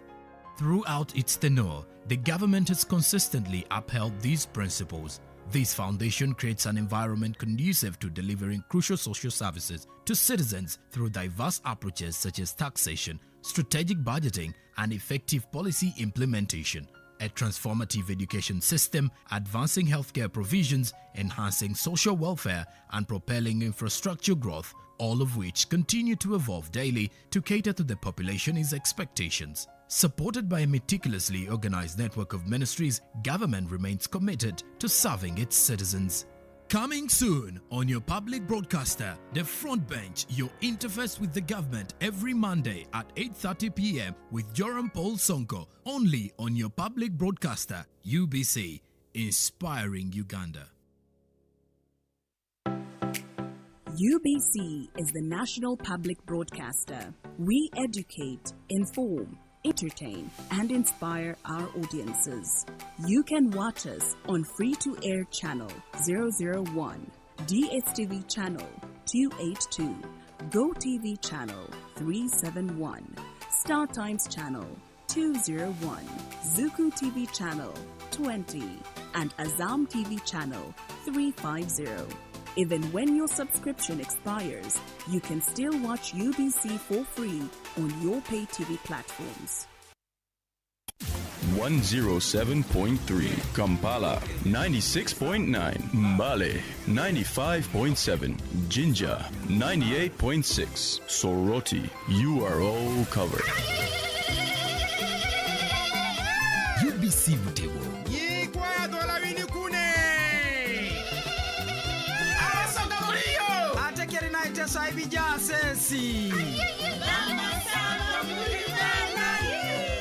UBC Butego. buli munya-uganda nayitinga amakuru marungi. UBC West eyina amakuru marungi kandi agali kwesigwa. Leero za porogaramu zaayo ziri omu Lunyakitara hamwe n'Orufumbira. UBC West eyina tekinologiya ey'omulembe eri kugibaasisa kuhika omu bicweka byona omu ihanga nangu n'aheeru y'eihanga. Tukwatire aha frequencies zetu: Kisoro 97.7 Fama, Kalari 93.7 Fama, Hoima 99.1 Fama, Kampala 105.7 Fama, Mbarara 97.4 Fama, Futpoto 98.8 Fama, Masindi 5 Fama. Kurikiriza UBC West ohurire embagariza. UBC West empeka huna. Ajuko. Yo. Wachikuwa. Check the shopping, man. What's your secret? Haven't you heard of the parish development model PDM? Yes, I did, but I thought it was just a talk. No, Sebatia. It is real. deal. I and a few friends together formed a circle, accessed money from the PDM, invested in a poultry project, and now things are moving. Joko, I thought I was one of your friends. You are. But you left me behind. I didn't leave you in poverty. What you do, just visit your LC2 chairperson and your parish chief and start the process of economic transformation. Just like that. The parish development model is an initiative from the government of Uganda through the Ministry of Local Government designed to transform all lives of Ugandans for the better. PDM, my parish, my development, my life. Live from UBC Studios in Kampala, this is Good Morning Uganda.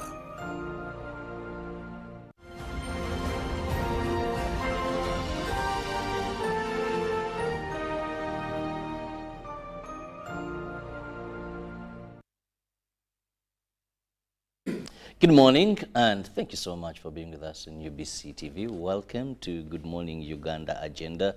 I'm Robert Chirabo Nyonyitono. And of course to our brothers and sisters, the Muslims, today who have started the holy month of Ramadan, we wish you the best and Allah's grace see you through this month of fasting. Now, today we want to look at something very important, and that is education. Education is a human right, by the way, when you look at various international treaties that were ratified by Uganda, but also in our constitution, it is a right. Whether it is freely given or available, accessible, that is a topic for another day. Now, just last week, we saw UNEB, the Uganda National Examination Board, release the Senior 6 exams for the year 2023.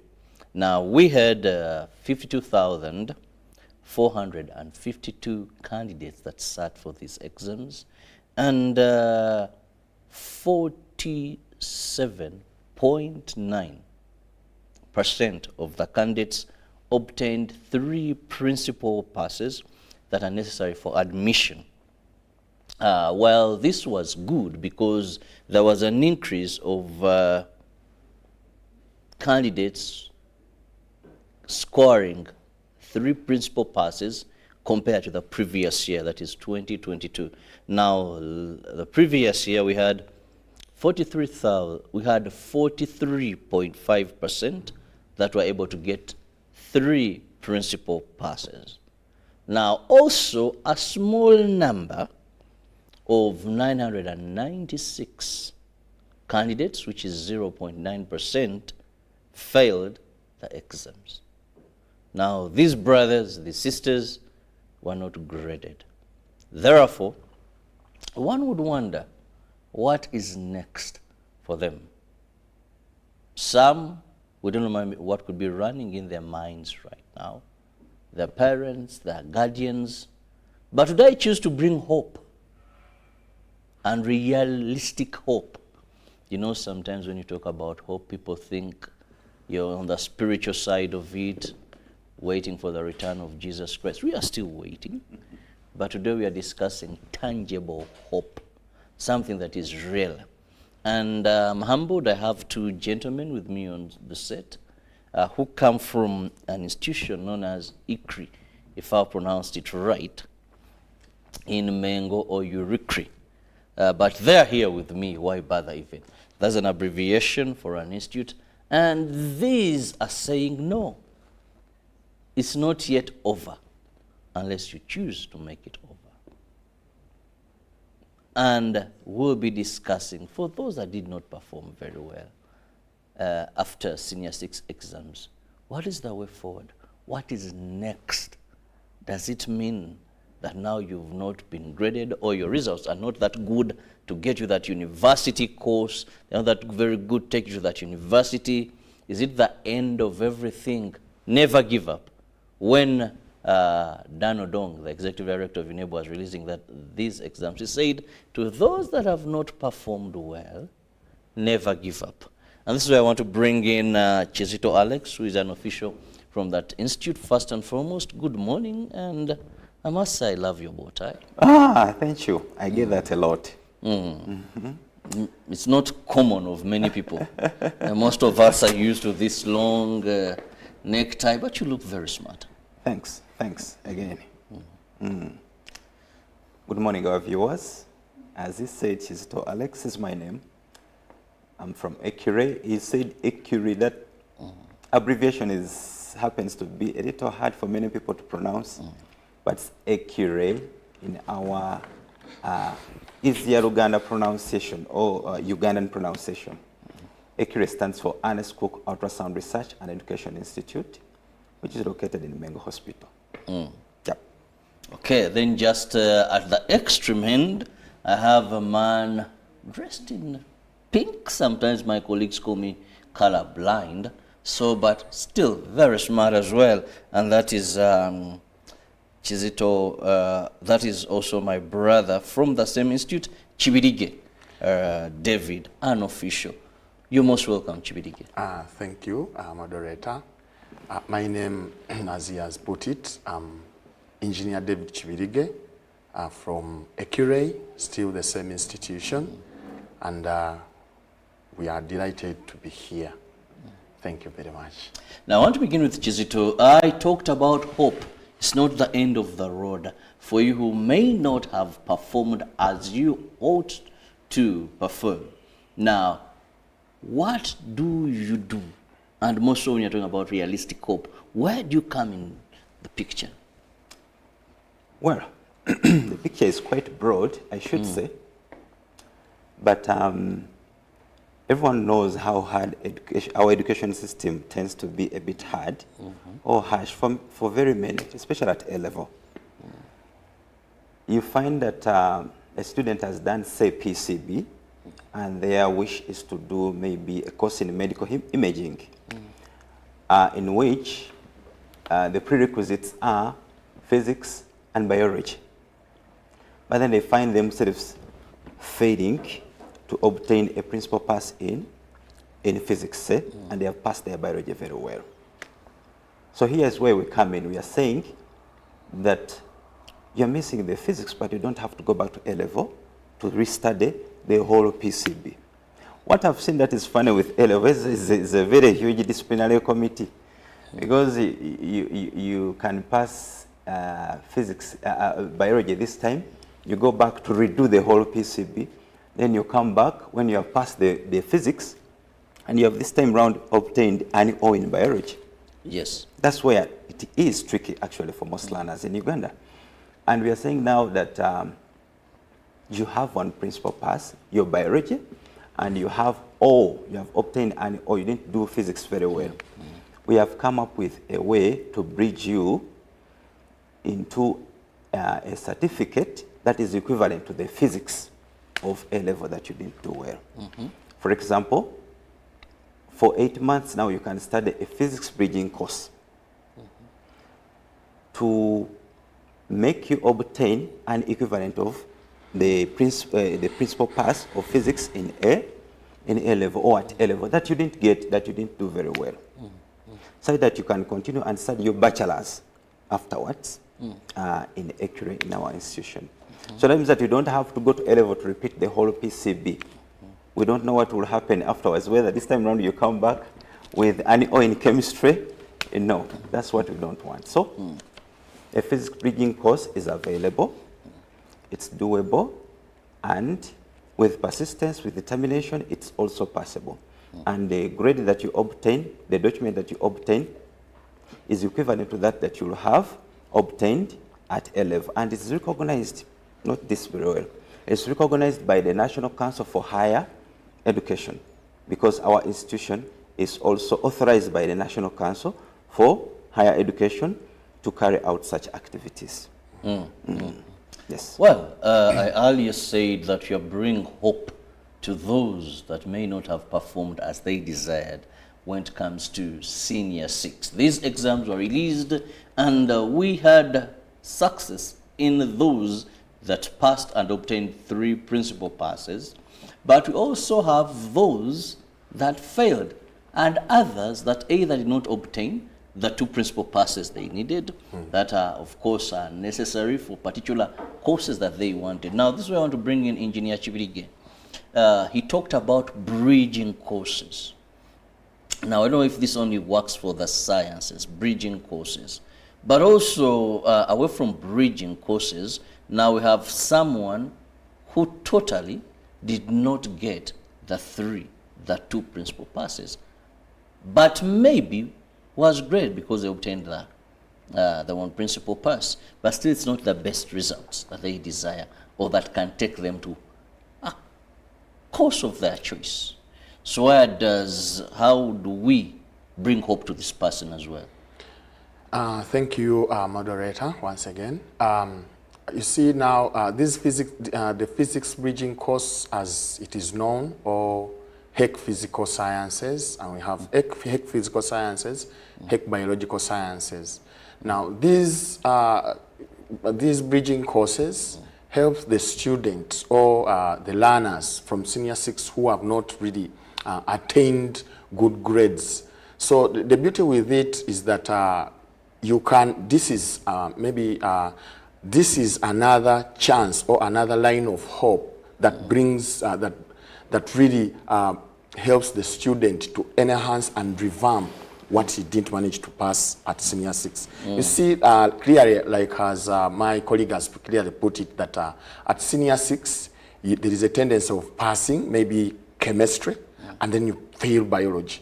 For sure, you cannot join medicine. You cannot be a doctor. You cannot be an imaging technologist. You cannot be an engineer, and you cannot be, you cannot be awarded a course of your choice. So at Accurate, that is Ernest Cook Ultrasound Research and Education Institute, for us, we say that whenever you have that such challenges, it is easy for us really to turn that kind of problem into an opportunity. We are giving people a second chance. We are giving students out there, we are giving parents out there a second chance to really see that their students or they really get and follow their dream. Because the dream, we must say that at Senior 6, you are in the ocean.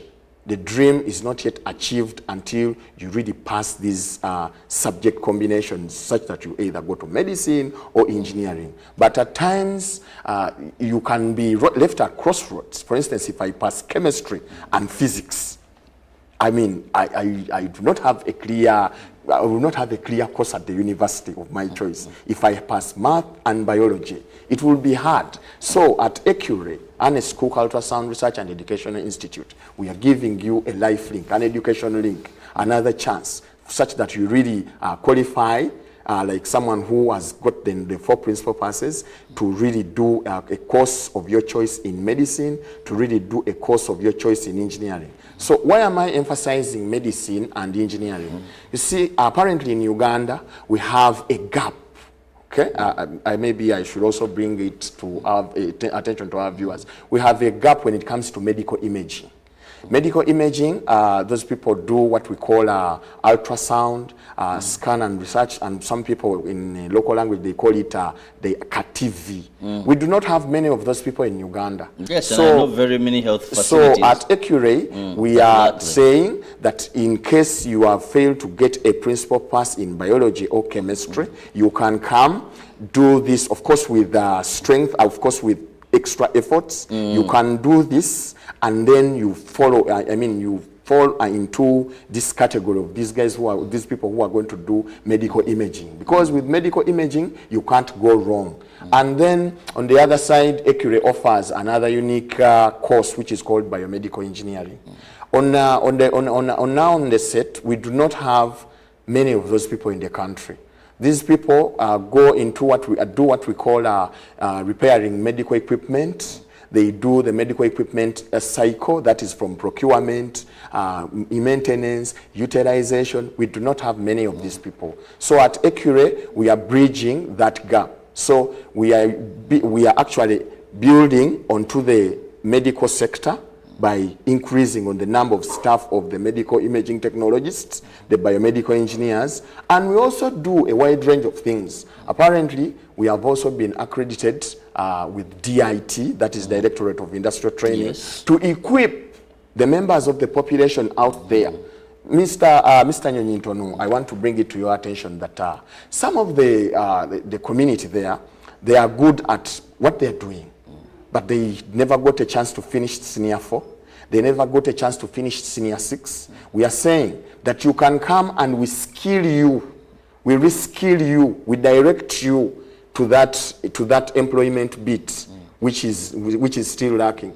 Because if someone is running a garage, he has knowledge of how a garage is run, and we are saying that we can give him practical, technical skills ranging from management and even to the technical angle of things, such that we equip the country as far as education is concerned, but at the same time, not compromising with the quality of expertise in engineering and medicine as well. Well, hope it is there that when your results, if you're there and you're watching us, tell a friend, tell a relative that, well, all hope is not gone. Sometimes these exams, we even have people who begin slowly with emotional disturbances after results. You know, all along someone had a dream that I'll be a doctor, I'll be this, I'll be that, and what happens is results don't do that. And sometimes we talk of problems we are facing as a country because people are in professions they never desired to be. You know, you wanted to be an engineer, you wanted to be a doctor, then physics lets you down if you want to go in engineering. Biology lets you down. And repeating senior 6 becomes a challenge for you. Going back to the same school sometimes, all this is problematic. So someone says, if I don't qualify, what do these then give me? I said, well, you can try. I won't mention a certain profession. So a person goes there because that is what their grades could give them. It's not their passion. Now there you come, you're either patient or what, and the wrath is unleashed upon you. So we are saying you don't have to go for something you don't want. You can just go and have a bridge course for that particular subject that you didn't perform very well. Now, coming back to Alex, we've talked about bridging courses, but we also have people that maybe would love to go and do bachelor's, but don't have a level. Someone will tell you, maybe I did a certificate, I did a diploma, I would love to, but going back, what they sometimes call adult education, you know, see, then do senior 6, or again, or I mean, do senior 6, all that. Because one time, I think I should whisper this. I had a question to myself. Why would a person, a member of parliament, and I tried to interact with some of them after court rulings and they could confess, I won't mention the name of the MP, and told me, but you see, here in Uganda, now an MP, the moment I step in that adult education class, cameras are running over me. This, that. So, how do you factor in such people, Alex? That maybe their fear is go to this school, go to the adult education, you're doing A-level, but there are some who also never stepped in any class. So you're all combined in a school of adult education. Well, moderator, Mr. Nyonyita, I want to tell you this. If you talk about our legislators, sometimes talking about it is a bit tricky. But anyway, your point is very true. Because they are where you have the common knockouts that make media headlines. Court rules so and so because of lack of this. Papers everywhere. Okay, when my colleague was submitting, he talked about HEC. HEC means Higher Education Certificate. Now, this Higher Education Certificate, as I said, is also recognized by National Council for Higher Education. So it means that if I have previously had a certificate in, say, midwifery, in nursing, by the way, we put that aside. Our institution, Accurate, also has some courses in humanities. You can become a manager in the healthcare system. So a viewer who is out there thinking that, now these ones are talking about courses in the only arena of science. It's not true. We have courses in humanities. So an individual who has a certificate comes, we scrutinize the papers, we say, now we want to achieve a bachelor's, but you have a certificate. We need a mediator, and the mediator is the HEC. The missing link is the HEC, Higher Education Certificate. You do that for that period of time, 8 months to 1 year, close to 1 year. Then you're concentrating only on specifics that will lead you into the bachelor's that you want to obtain. You obtain a satisfactory grades. Then you proceed and do your bachelor's. 2 years, 3 years, okay, 4 years, depends on what you want to achieve. And life comes back to where you wanted it to be. You not see those many court hearings in the line of insufficient papers, please. That is why we are here as Ernest Cook Ultrasound Research and Education Institute. To the viewer who is out there, you hear of an institute, but I want to tell you that now the institute has metamorphosized into a university.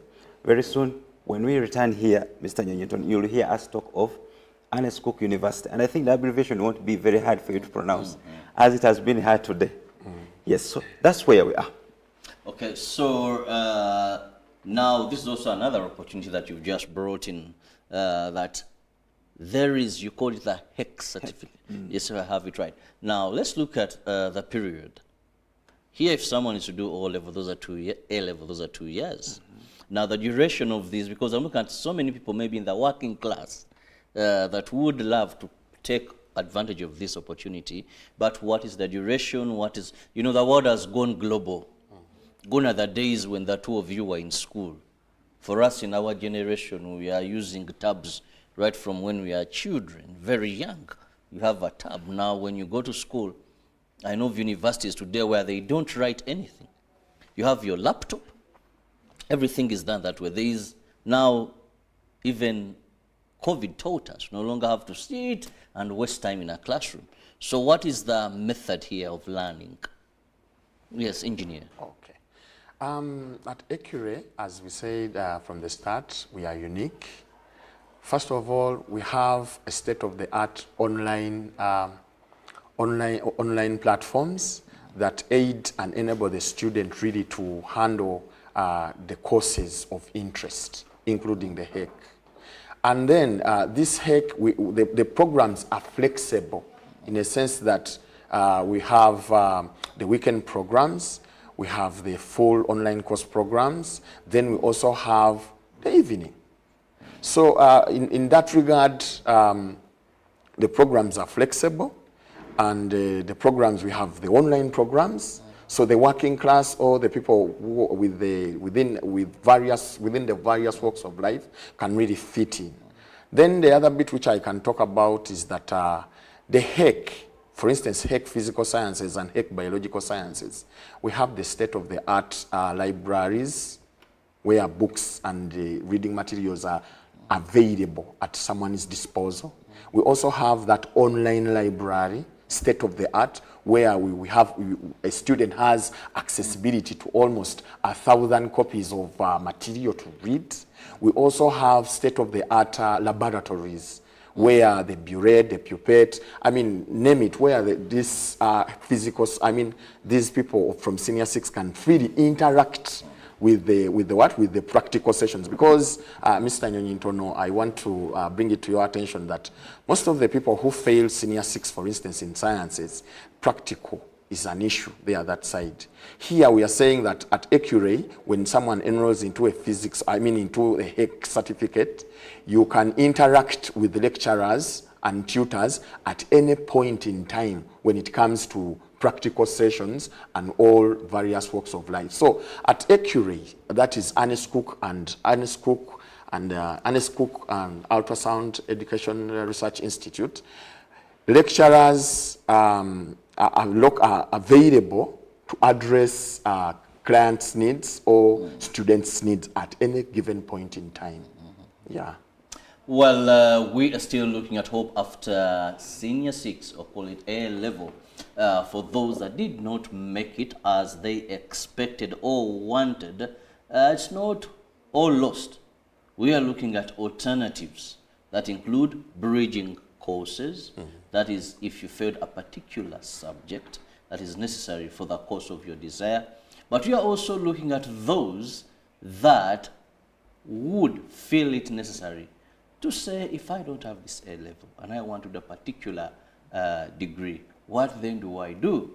Do I have to go for adult education? These institutions we see, I tell you, welcome, have your senior 5, have your senior 6, and sometimes also, even if you never stepped in school, you come. So you're all undergoing adult education, where some people find a challenge, or do I have to just study a particular course and get an equivalent of senior 6, then continue with my bachelor's? So you can be part of the topic of discussion, and that is the number on your screen. I have the two gentlemen, and we are looking at what next after senior 6.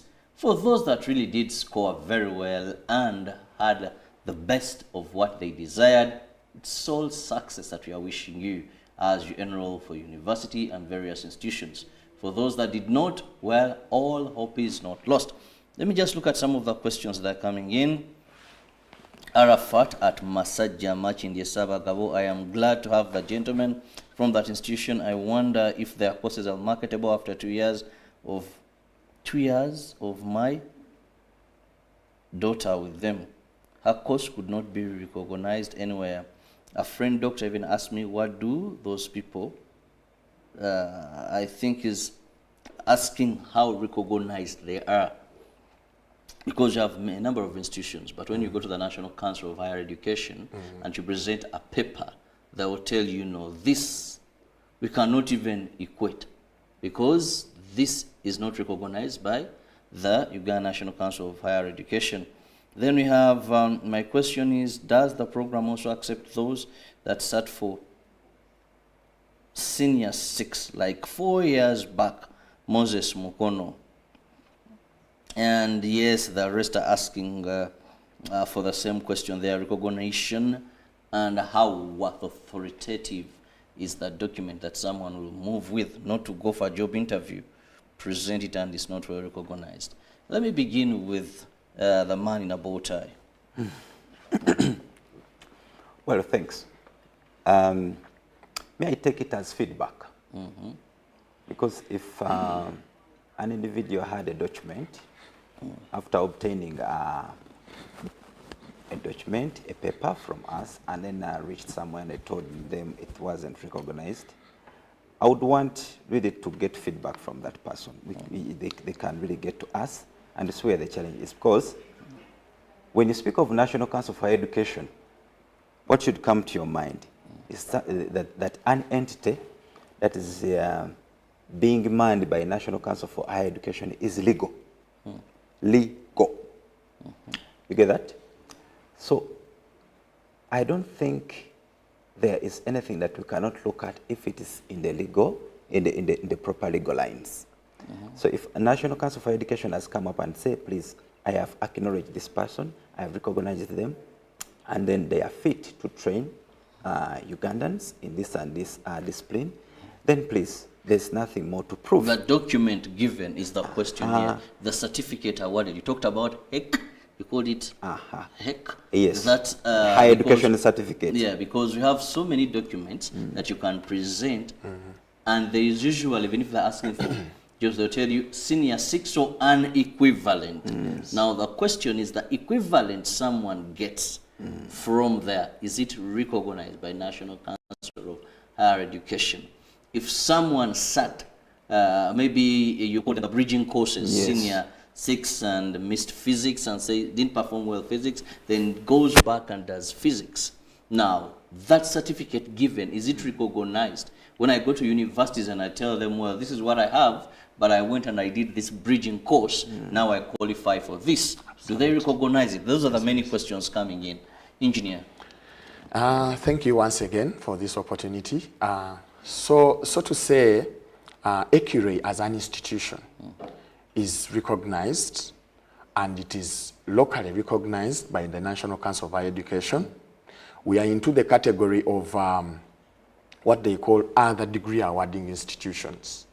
So the other degree awarding institutions, which means that on that aspect, in that angle of National Council of Higher Education and the Ministry of Education, we are known. The paper given from Acure or awarded of any sort from Acure, it is actually recognized and accredited, accepted internationally and nationally within the country. So to take you back to that question of whether that HEC is recognized, HEC certificates are recognized internationally, locally, and even nationally. So someone can move with that HEC certificate of his from Acure to any other institution across the world of various disciplines.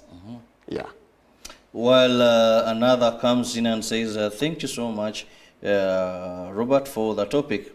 Now he says, I had a triple C with a D1 in ICT and 4 in GP with PEM. Which best engineer course can I attain?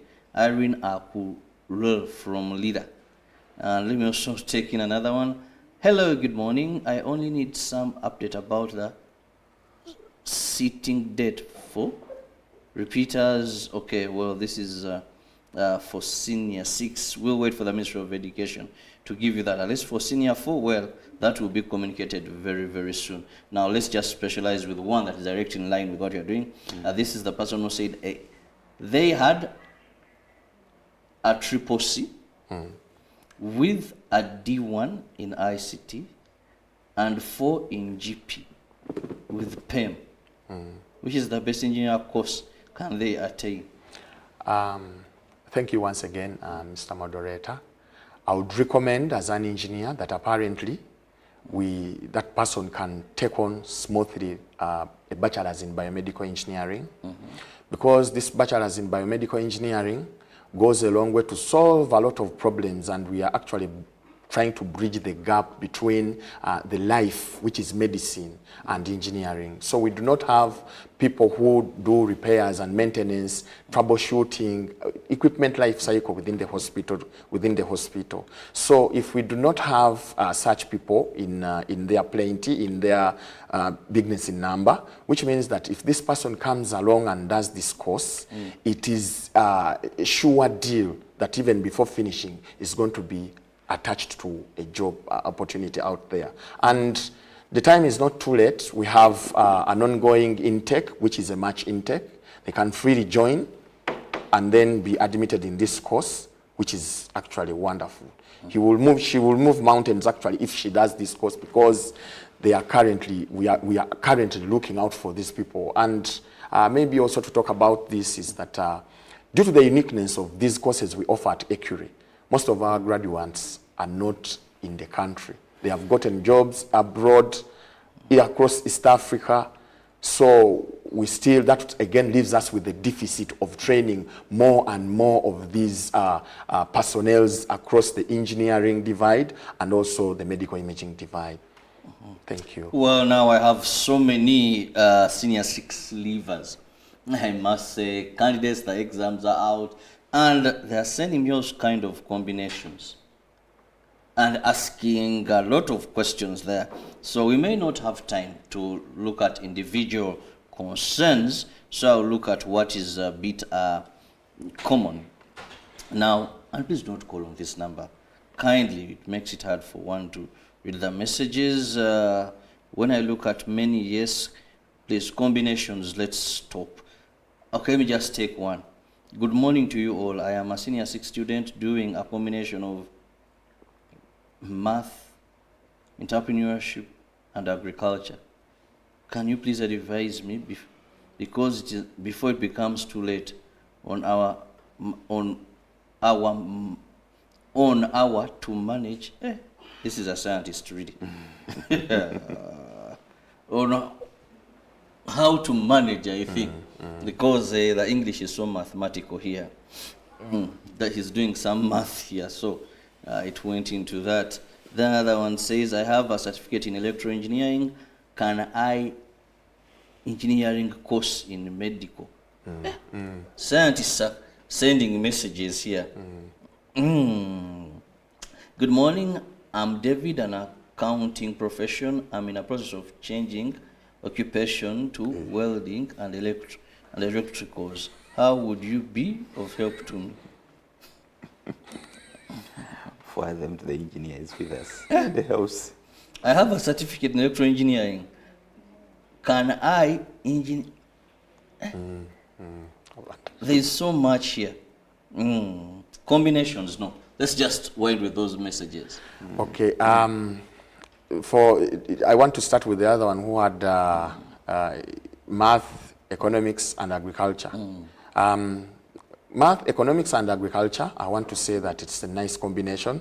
You can't go wrong with with that combination, because at Ecury we have courses that we can really, this person can really do, provided he passes. And even if he doesn't pass, of course we have the other lifeline of the HEC certificates. He can really enroll into these courses. So with us, it is possible. You can always do that, and we have wide range of courses out there.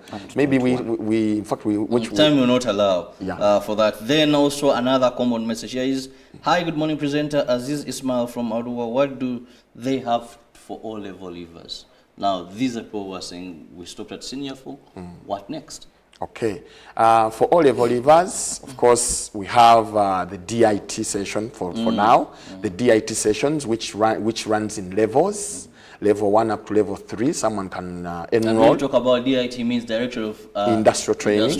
We are also accredited by that institution to actually award courses on their behalf. So that person can give us a call, and we really make arrangements, and we see how we can enroll him into that. Then, to take you back, the person who wants to do change course and also do, if you have a diploma, a certificate in mechanical engineering, electrical engineering, civil engineering, all those engineerings, you can comfortably enroll into a biomedical engineering for a diploma, a bachelor's, depending on your qualification. So those technical qualifications before mechanical, electrical, civil, and related disciplines, you can comfortably join into a class of engineering in biomedical discipline, including the other person who wants to change from accounting to electrical engineering and welding. We have a bridge and a lifeline for that person. So please, you can always call us, come to Mengo Hospital, Albert Cook Building, and then we really liaise at a broader discipline.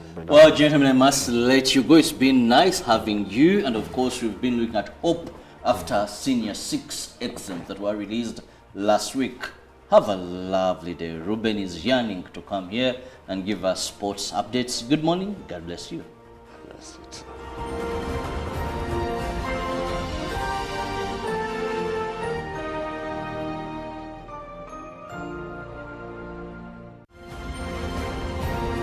Live from UPC Studios in Kampala, this is Good Morning Uganda. Pick of the day on UBC.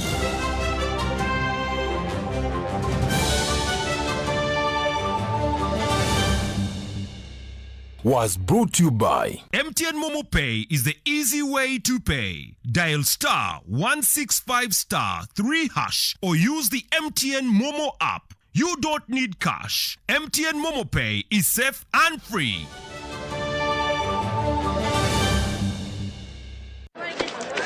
Juko. Yo. Wachikuwa. Check the shopping, man. What's your secret? Uganda, haven't you heard of the parish development model PDM? Yes, I did, but I thought it was just a talk. No, Sebatia. It is real. I and a few friends together formed a circle, accessed money from the PDM, invested in a poultry project, and now things are moving. Juko.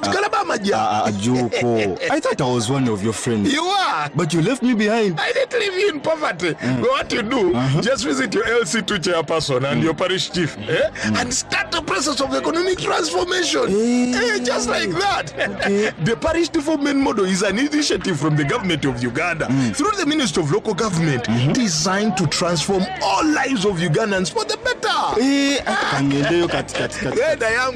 PDM, my parish, my development, my life. A new dawn on Behind the Headlines with me, Timothy Nyangweso. Every Wednesday, live in our studios in the heart of Kampala. We have conversations that have analysis, explanation, but not every truth is fact, and not every fact is truth. Every Wednesday, 10 p.m. on your public broadcaster. All